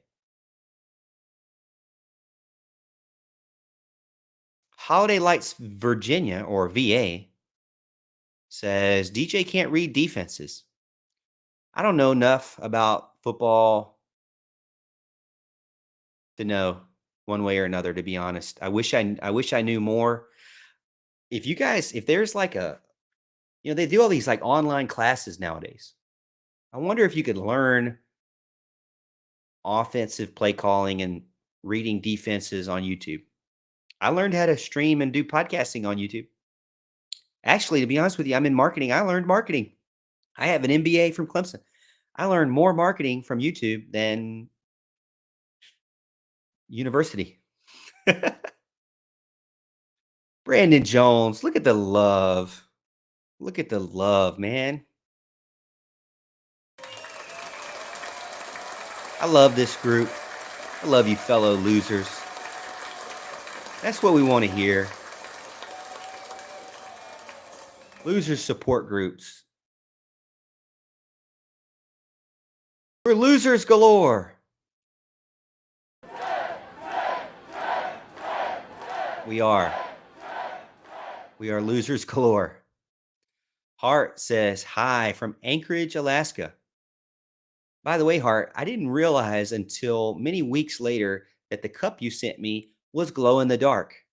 And by the way, not only is it, I mean, it's not just glow in the dark, it's like a beacon of hope at night to know how to get back to bed or where my nightstand is at. It is a great cup for nighttime. Harbor Freight, that's right. Go see Taco Gaming 75 over at Harbor Freight.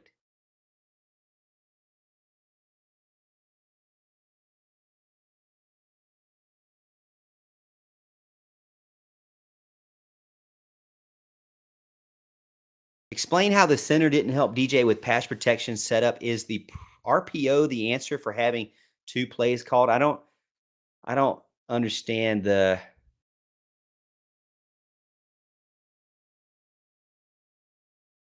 don't understand the question really as much as I do feel like the RPO is just not being executed properly. Um it If you only hey, Joel Wykes gets in and subscribes. You want to make Dabo dance? You subscribe to the YouTube channel. Dabo didn't dance on Saturday. The team didn't dance on Saturday, but they'll dance tonight if you subscribe.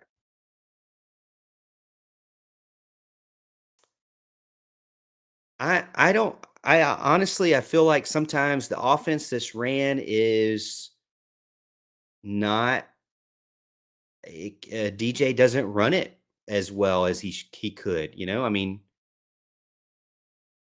there are there are plays where I'm like, "God, why didn't you just run the ball? Why didn't you keep the ball?"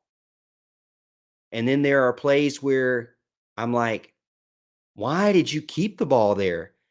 Obviously not the right decision. And then there are plays where I'm like, "Wow, if he would have kept that ball, I know Shipley got 5 yards. DJ would have got 12 or 16 or 20 if he would have kept it." And then there are plays like he gets 8 yards, and then they go right back to the same play again and hand it off, and he doesn't run it enough for anybody to take him serious running it twice back to back. Have you ever seen DJ if really successfully run the ball twice back to back in an RPO? No. Defenses know that. We know that. Never seen it. I think it could happen. I've seen plenty of times where I'm like, "Man, I wish you would have kept it again."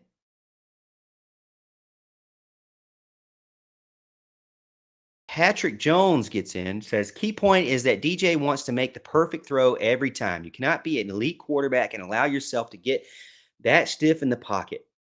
When he drops back, it looks so painful."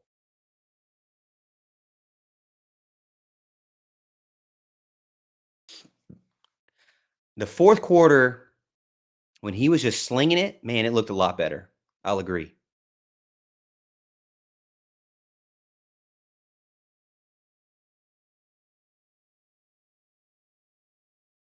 Huffer Billy says, "We don't have an aggressive team, too soft."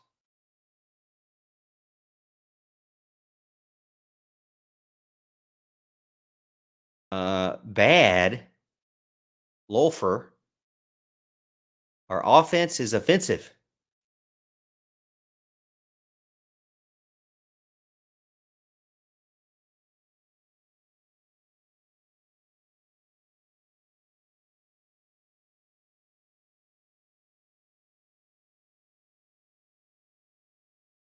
Philip Medlin says, "DJ isn't being coached correctly or he isn't the fit for this offense." I really haven't felt like he's been the fit. I was hoping that Streeter could adjust a little bit to help him. What I really think has happened, I think that Streeter has adjusted. I think that Streeter has found out has developed a game plan that he felt like could help DJ become more confident, and that was by giving him this ridiculously good passing percentage, completion percentage, and he does have that. You know that he was 70% versus Notre Dame? 70. 70% passing. What that shows to me is that they're kind of artificially inflating this by throwing easier passes, balls that there's no other option, balls not behind, past the line of scrimmage. Why do you not throw the ball past the line of scrimmage? Well, there's no defenders on your side of the line of scrimmage, at least at first. So if you throw a quick ball to the outside, that gets you another completion and improves your confidence. But the problem with that is what if you only gain 1 or 2 yards every single time? What if the defense that you're playing is really good and fast and young and they can stop your guys? Yeah, you're gaining 4 yards. Yeah, you're gaining 5 yards, but you're really only gaining two because you started 4 and 5 yards behind the line of scrimmage. What happens then?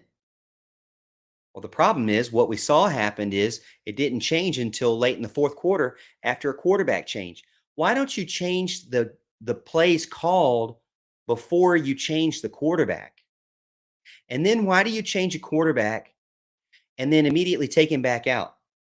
Knowing good and well, everybody in the stands and everybody watching at home, knowing good and well, he was set up for failure. Not only was he in his own end zone,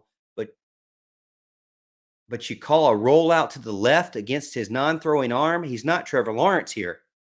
And I hated it when you made Trevor Lawrence do it.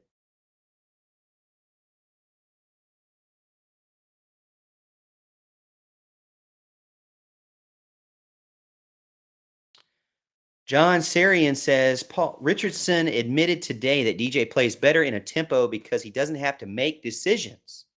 Instinct over analysis. That tells me the root of no competence. I mean, if that's the case, did it really take you 9 games to figure that out? Did it really take you 9 games?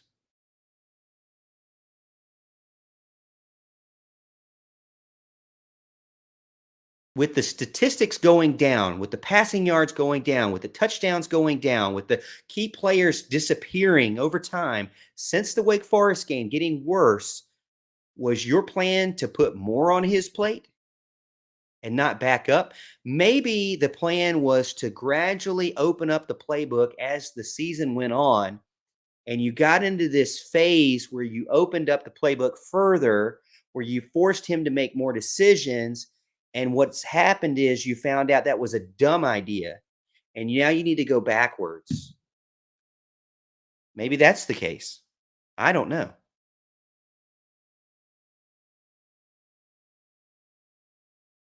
We have at least two HQ tight ends, two, three HQ wide receivers, and two when paces help, three when paces help you running back. So high quality. Most schools would love that. Our offensive line is better than last year. The offense is underperforming. High quality, 2 to 3 high quality wide receivers. Do they have 2 to 3 high quality wide receivers?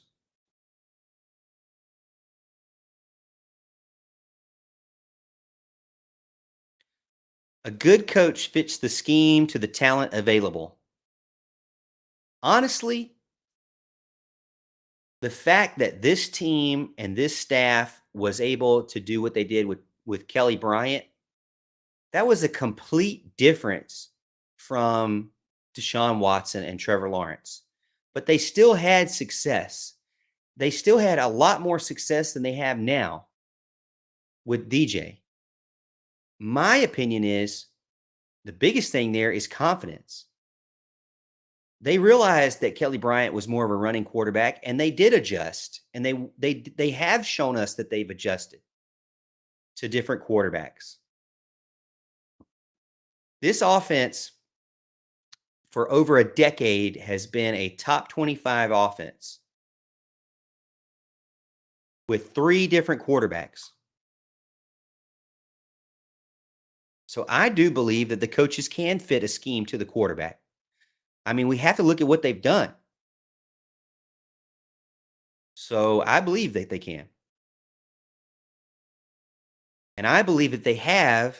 And I'm starting to think that they've added too much as the season's gone on. Now they got to start pulling back.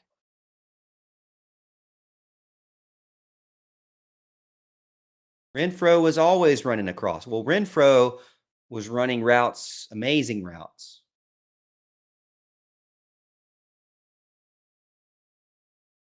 If I never see the bubble screen again, my life would be pretty good.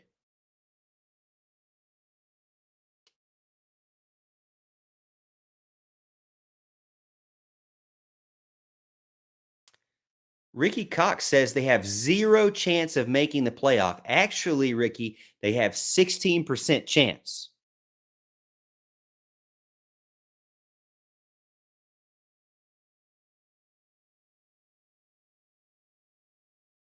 Then, then the O should be geared towards a pocket passer, or why did we recruit him? I have no idea why they're trying to fit a round peg in a square hole by making him an RPO threat when he's not. Tennessee runs plays under center. Clemson did it a little bit last year towards the end of the year. Is that not necessary anymore? Tennessee does. I'll tell you what, Tennessee runs the ball a lot on second down. Tennessee runs the ball a lot. Tennessee will do series where they will do 9 and 10 runs in a row. If it's broke, don't fix it. If you can't stop it, I'm going to do it again. Tennessee does it. Clemson has shown they can do it.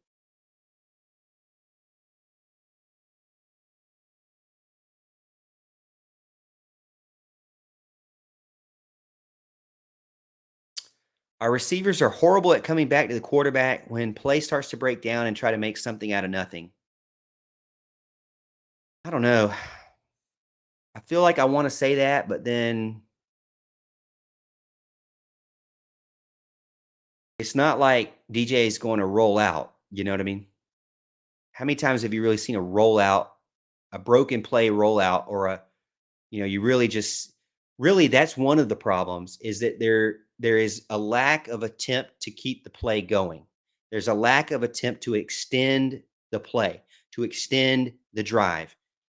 Typically, what you see from number 5 is that he will throw the ball away or he'll take a sack.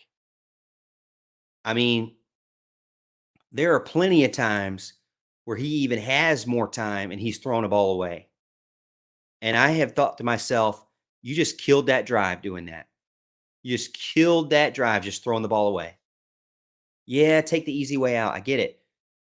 But what we're seeing is the gamers are more successful. The Stetson Bennett's of the world who aren't 5 stars, who scratch and claw to get to their position, who refuse to take a sack, who refuse to throw a ball out of bounds unless absolutely necessary.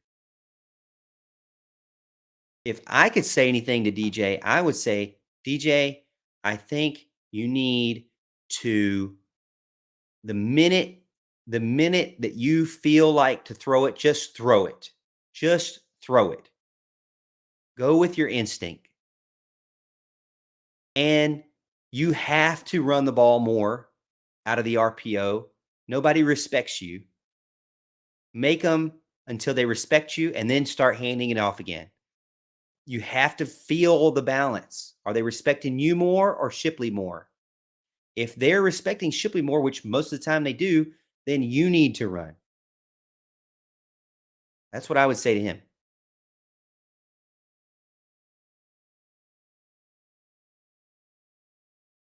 And then the other thing would be, yeah, throwing the ball out of bounds is great, but did you try to scramble? Did you try to roll out at all? I mean, how does a wide receiver come back to the ball or find open space if you're not buying time for them to do such things? John Sarian says DJ may still find a home in the NFL. He's got some of the desired skills like size and arm. Question is who wants the project? Interesting.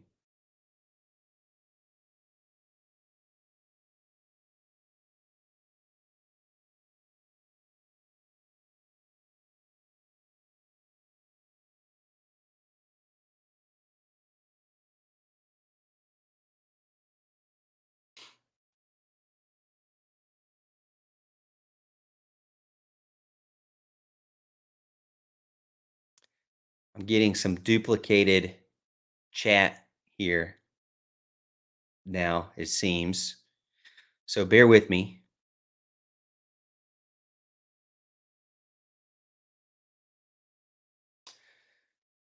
Hack Magic says, in my honest opinion, as a Panthers fan, DJ is a fantastic human with unbelievable arm talent, visually stunning throws, and he's, after 20 plus games, our Sam Darnold. I mean, I think he could get drafted. I think that he could find success. He can't be in an RPO offense, you know?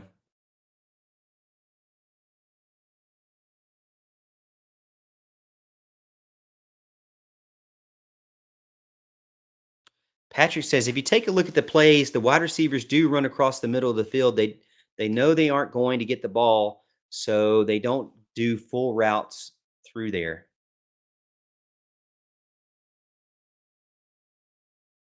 That could be some of it.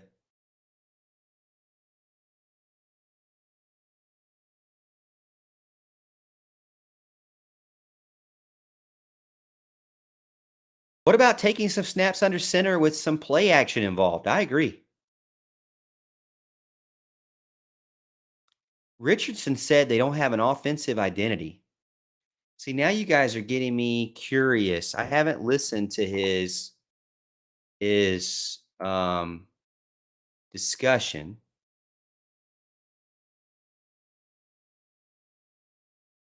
Oh my goodness. He was 31 minutes. 31 minutes. Wow. Let's see what we can do here. Let's see if I can pull it up. Let me know in the chat if you can hear this.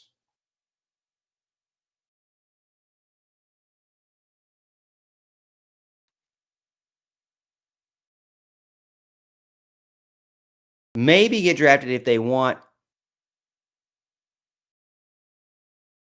a project. That's all I'm saying. Hey, Ellis Tolbert gets in. Ellis, where have you been, man? We need you back on the radio. We need you on our show. We need your show back. I'm sure you've got a lot going on, so I won't ask details. I know you're a busy guy. I know you got a lot going on, but we do miss you. I want to let you know your expertise, your analysis, your point of view, and that deep bass voice of yours. We need more of it.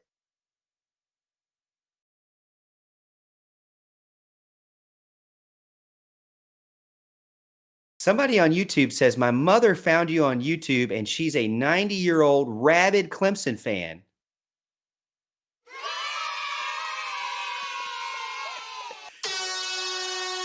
How about that? 90-year-old rabid Clemson fan. That's what I'm talking about.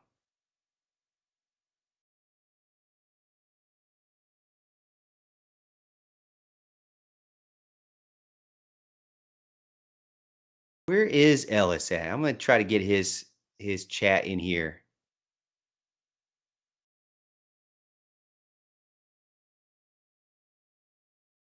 Spencer Scroggin gets in and says, the Clemson offense is bad, but someone who's had to follow the Denver Broncos offense, this offense is great. The real McCoy says, we don't belong in the playoffs. We get embarrassed. I can't doubt that, man. See, look at this. Look at this from Ellis here. They're currently going combo route option with a mid-range and multiple short routes, and he's waiting for the deep route to open. Kill at the line of scrimmage at pre-snap if you see certain alignments based on what you saw in film and scripted open drives. Two high safety, middle of the field open, one high, middle of the field closed. Find a dump or run it. See, that's the kind of stuff we need more of from Ellis Tolbert. Things, I mean, I literally have no idea what he just said, but I want to hear more.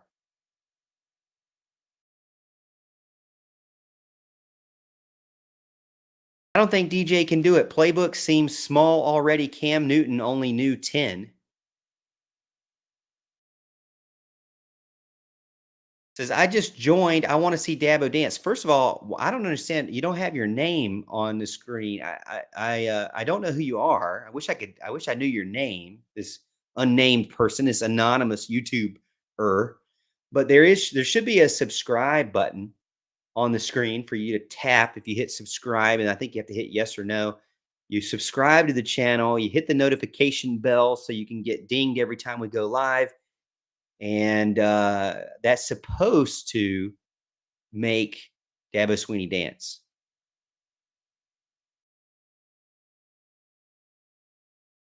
Supposed to. Some say more cowbell. We say more Ellis Tolbert. I do. I agree. How about this? One of the first women to graduate from Clemson, and it was an all male school. Wow, that is awesome. Well, you see my diploma back here. I'm very proud of it. Let me know if you can hear this in the chat.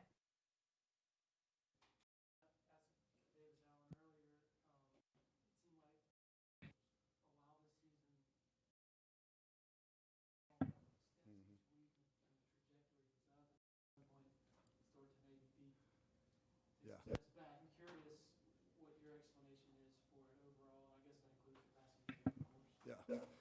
Yeah. It's just like anything else in a season. You play every week and you go to practice every week and you got a plan, but at the end of the day, you got to go execute it on game day.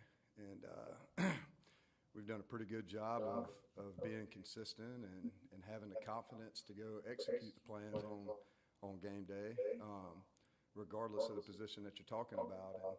And, right now we're just Anything? You got anything? Yes. Yes. Now you can. Okay. All right. All right. Just making sure. Make sure.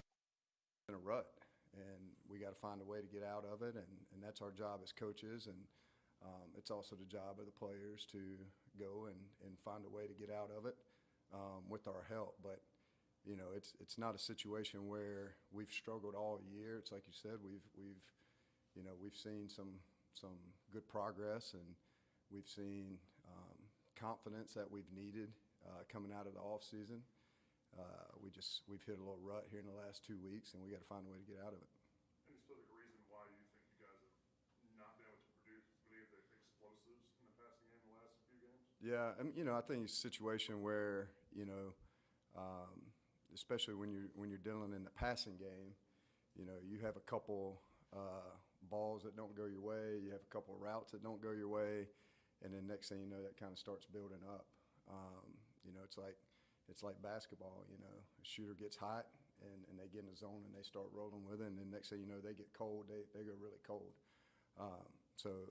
There's situations across the board. It's not from a standpoint of the receivers or the tight ends or even just the quarterbacks. Sometimes you got the perfect look, you got the perfect call, you got everything exactly where you need it, and you get a little bit of pressure. So it's just a combination of things. And like I said, there's no panic on our end. There's no panic in our players. There's no panic with the coaches. We just got to keep working and find a way to get out of this rut, and that's what we're going to go back to work doing today at practice. Coach Streeter said that there were some RPOs called where DJ probably should have kept it, run with it, handed it off, done something, and he winds up throwing it. There are times that you can see he probably hands it off, should have kept it. Yeah. Is that we've talked to him enough to know he probably knows what he's seeing. Is that a confidence issue? I think some of it is because you get in a situation where, and DJ is the type of kid, he doesn't want to let people down. He puts a lot more pressure on himself because of that. So I think in some of those situations, he's looking for the perfect look. He's looking for the perfect read. He's looking for the perfect throw, the perfect play. And that just doesn't exist in football. There's too much stuff going on offensively that he doesn't control, that coaches don't control, and there's too much stuff going on defensively that nobody controls on the field. So yeah, at times, especially Saturday night, there was a couple times where it's like you come to the sideline, it's like, what'd you see? And it's like, man, I should have done this. And it's like, yeah, well, go with what you see, go with what you feel, go with what you practice. But, it wasn't a majority of the times that you had those conversations. But, yeah, there was a couple times where you're like, hey, you might could spit that out, out the back door on the RPO, or maybe you should have kept that one. What'd you see to make – and I'll be honest with you, when a lot of times what we see is not what he sees on the field. And when you go back and watch the tape, it's like, man, I'm glad I didn't tell him to do that because he was right, and vice versa. There's a couple times where the defensive end's kind of in that gray area. Do I pull it? Do I keep it? Do I pull it? Do I throw it? And in those situations, you look back at the tape, in the game, you're like, man, this was wide open. But then you go back and you look at the tape, and you're like, I'm kind of glad he gave it right there. I'm kind of glad he pulled it. So what we have to do is, just like I said, go back to where, there's a confidence level there in, hey, it doesn't have to be perfect. It doesn't have to be perfect. Make full speed decisions. We'll roll with the punches. And that's where we got to get him back to. That's where we got to get our entire offense back to. Because like I said, it's not a situation where we haven't seen the positives out of this offense this year. We just got to get back to playing more confident. Coach, where you said that you guys. I mean, they're back to – it's just more discussion around confidence. And I said this, everybody picked on Kelly Bryant. We don't want Kelly Bryant.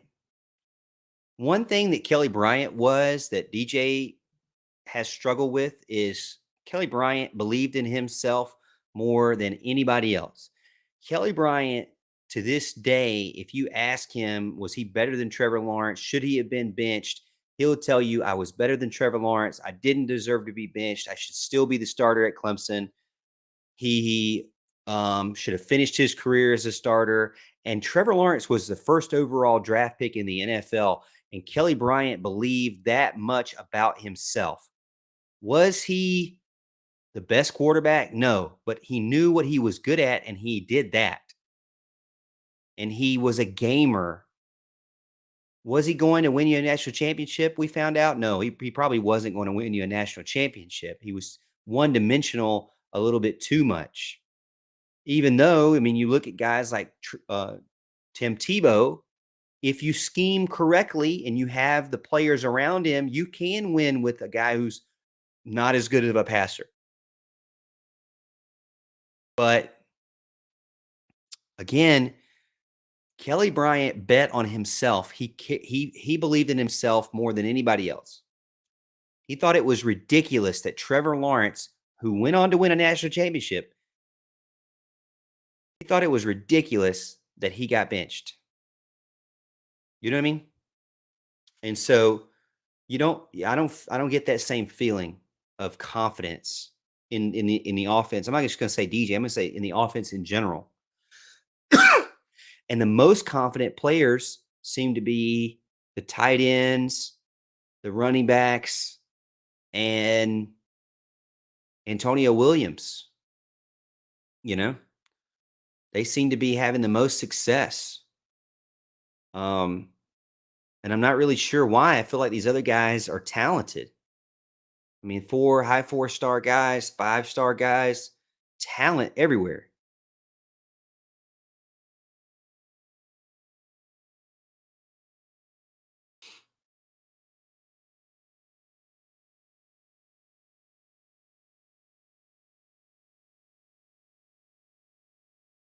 So Edward gets in, says, so because of one loss, it's the end of the world. It's a terrible mindset to have. I agree. I think that if you look at what the goals are that the team has, they still can achieve all of their goals, and they still can win the ACC. They can still win the state championship. They've already won the division. They can still win the final game, whether it be a bowl game, whether it be a playoff game. They still have an opportunity to get to the playoffs. As I mentioned, they have a 16% chance of getting to the playoffs still. Maybe that is more difficult now, of course, but even still, undefeated ACC team was not getting a lot of love anyways, so hard to say, right? Um, but I think that Clemson is not in a panic mode, and they shouldn't be. If you're a player, you just have to step back and say, "Man, am I really focused on Mondays? Am I really focused on Tuesdays, Wednesdays? Am I eating right Thursday, Friday? Do I have a pregame process or schedule or plan that I follow through? Am I putting the right food in my body, am I drinking the right things? Am I doing what the coaches are asking me to do? Am I lifting properly? Am I resting when I'm supposed to rest? Or am I playing video games and hanging out with my girlfriend all night? My guys. Am I studying when I need to study so I'm not having to stay up late and study? Or am I just skating by? Am I getting somebody to help me with my homework? Am I spending all my time on Call of Duty? Am I eating whatever I want to eat? Am I eating good in the cafeteria, but eating whatever I want to eat it in the dorm room, in the apartment? Um, you know what I mean? Like it's just stuff like that. Um, like being focused every day. And then when I get in front of another team, am I going to just go through the motions? Am I going to wish I wasn't there? Am I going to, you know, not pay attention or get mad if somebody coaches me a certain way?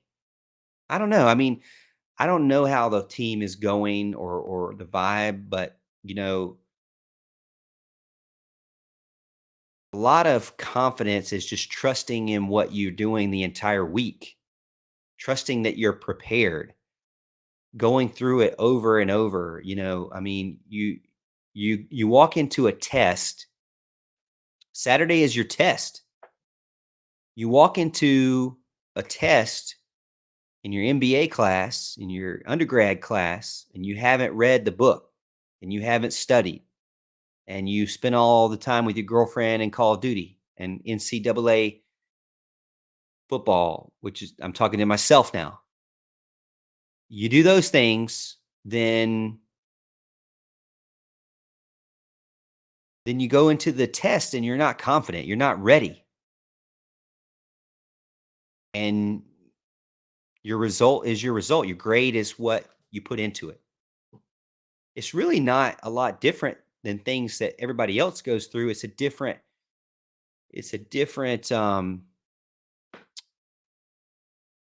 no, it's in a different environment.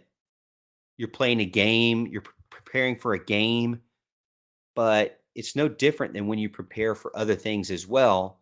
And that's why people love athletes when they go to hire them, when they're looking for good employees. That's why people look for Clemson guys, because they know how to execute. They know how to prepare every day. They know how to take it serious and not just go through the motions. The Paw journey there to help them get experience and get exposed to things outside of football. Dabo Sweeney has these things in place where they're doing these things. They If they're not doing it on the field, it's because they're messing up on Monday, Tuesday, Wednesday, Thursday, Friday. You know, they're messing up somewhere. They're cutting corners somewhere. And sometimes it's not. Sometimes it's things you just can't coach. Like you can be led to the water, right? But you can't force somebody to drink it, right? Lead them to the well. I mean, it's kind of the same situation. Like, but as Coach Richardson has saying, every scenario you can't possibly be ready for every scenario. Football is not Madden. It doesn't work out that way. Players do things instinctively. Defenders do things that make no sense. You have to go with what you see, and people make mistakes. When you watch Madden, they don't make a lot of mistakes. They run the play that was ran. They set up where they're supposed to set up. They follow the player the way they're supposed to follow them.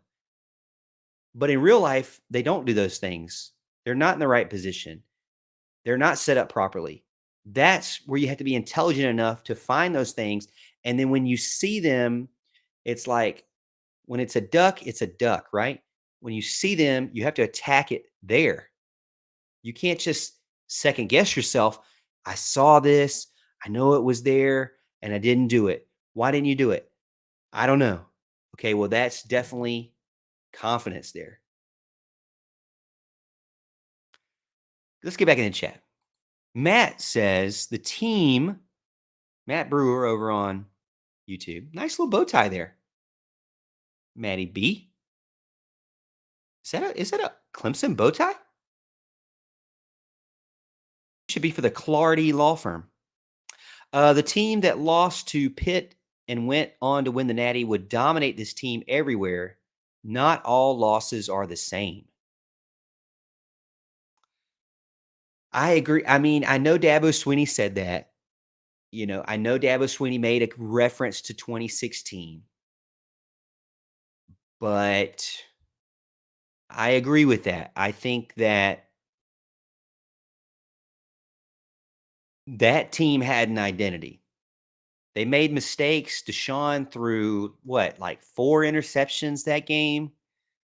They missed field goal, I think. I mean, it was more or less like a Syracuse type game. And they didn't win. But that team and Deshaun, see, that's the thing. When I was in Tampa, Matt, let me tell you a story. So when I was in Tampa, and I watched Jalen Hurts score a touchdown after, screaming my head off for Clemson getting ahead. And then I watched Jalen Hurts run down the field and score a touchdown. My heart and hopes began to sink. I realized the Alabama defense was too tough, that time was too short, that this may be another year of me going to a national championship game and losing because of some football things happen. But from my vantage point, Deshaun Watson was on my side of the sideline. And I saw them score. And all the Alabama fans around me were just jumping up and down. And then I go and I look over at Deshaun because I thought, this is the guy that has to do it, that has to put the team on his shoulders, that has to be a gamer. It's not going to be perfect, but he has to do it. And I look over to the sideline and I see Deshaun, and he literally, at the time, it was hard for me to tell, but we found out afterwards, he stands up, puts his helmet on, and says, "Let's be legendary. Let's be legendary." And he goes down and gets on the field and drives the ball all the way down the field for a touchdown at the end of the game with 1 second to go. That's the kind of confidence that you need in a quarterback. That's the kind of confidence that you need in a playoff situation. You fast forward to look at Joe Burrow. You think Joe Burrow is lacking in confidence? You think Trevor Lawrence, with the hair he has, is lacking in confidence? Think Jalen Hurts is lacking in confidence? Devonta Smith lacking in confidence? No. Those guys, not. It wasn't, let's take what the defense gives us. No, it was, hey, we're going to go out there on the field. We're going to run this play. And if it doesn't work, we're still going to beat you. We're going to find a way to extend this play to fix what they called and get open. You know, I mean, look at Lamar Jackson. How many plays did he just end up running the ball? Did he just take it over? You know, I mean,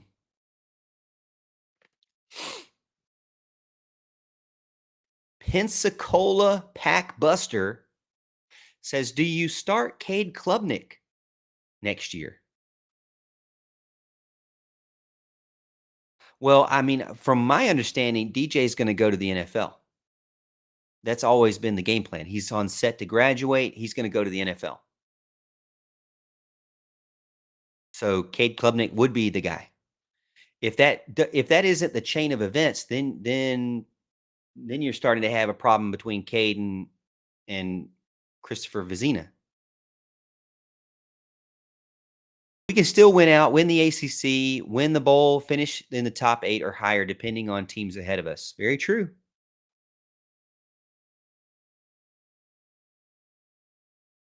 Tiggs gets in and says, no, I think we need co-starters, Cade and DJ. Wasn't there a saying in the past, if you have 2 quarterbacks, you have none?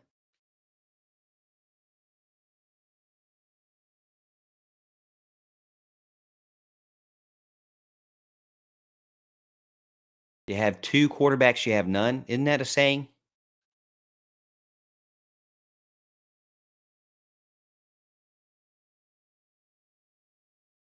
Don Sarian says the team that scrambled to come back and beat Syracuse has not confidence, huh?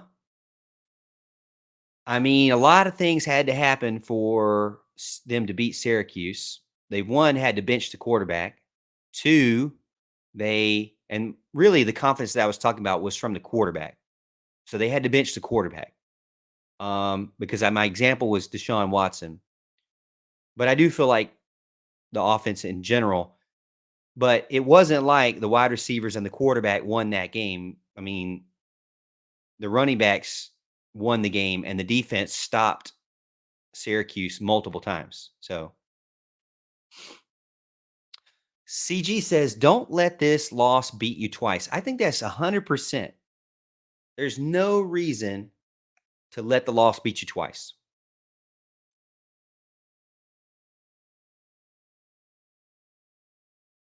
Edward said, so if you take out the block punt and the pick 6 and the Cade interception, and Notre Dame scored 14 points, to be realistic about the game, it was not as bad as some fans act. I agree in the sense of defensively, when we talked about how Barrett Carter said they played horrible and they just beat them up. I didn't think they played that bad. I mean, I didn't think they gave up a ton of scores. I mean, again, we knew that rushing the ball was a strength for Notre Dame. So them coming away with a lot of rushing yards is not bad for me. I think it's a bend, don't break type situation. Like, let them rush all they want. Just try to stop them from scoring. But obviously they didn't have help.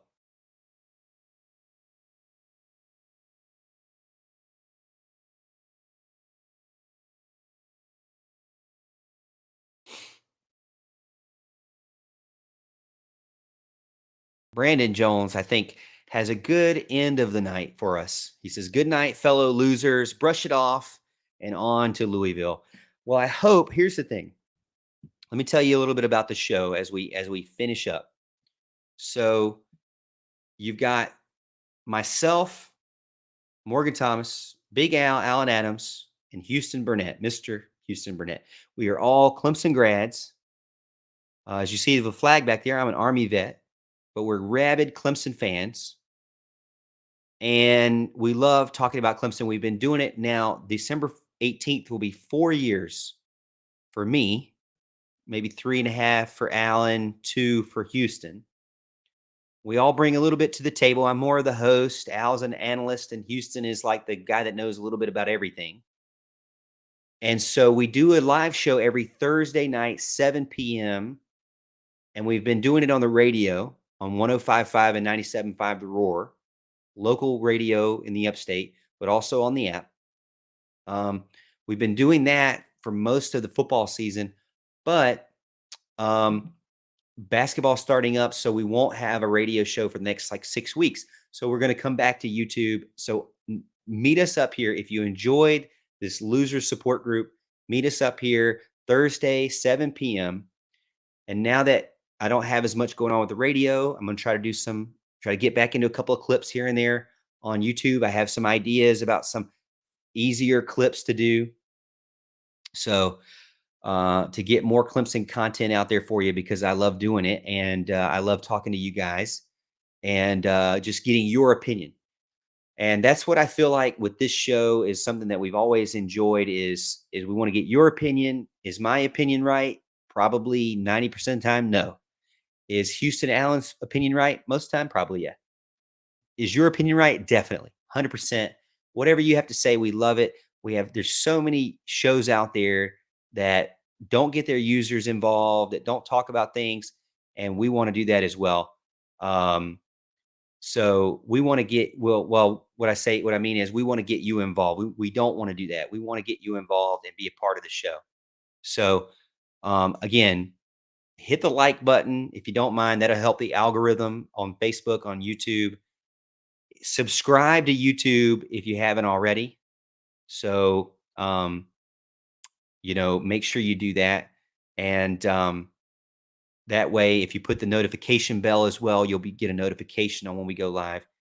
And be back here again Thursday, 7 p.m. If you haven't already, follow me on on Twitter at the Morgan T Show, and you'll see the links there as well too. So again, I really appreciate everybody being a part of the show. I hope that you got some venting out today, and as Brandon says, we can now brush it off. We can let it go, and we can look forward to the military appreciation game and Louisville coming up, because they're going to bring their A game, just like you guys said. So again, thank you so much, everybody. And as always, Tiger fans, we'll see you at the top of the hill.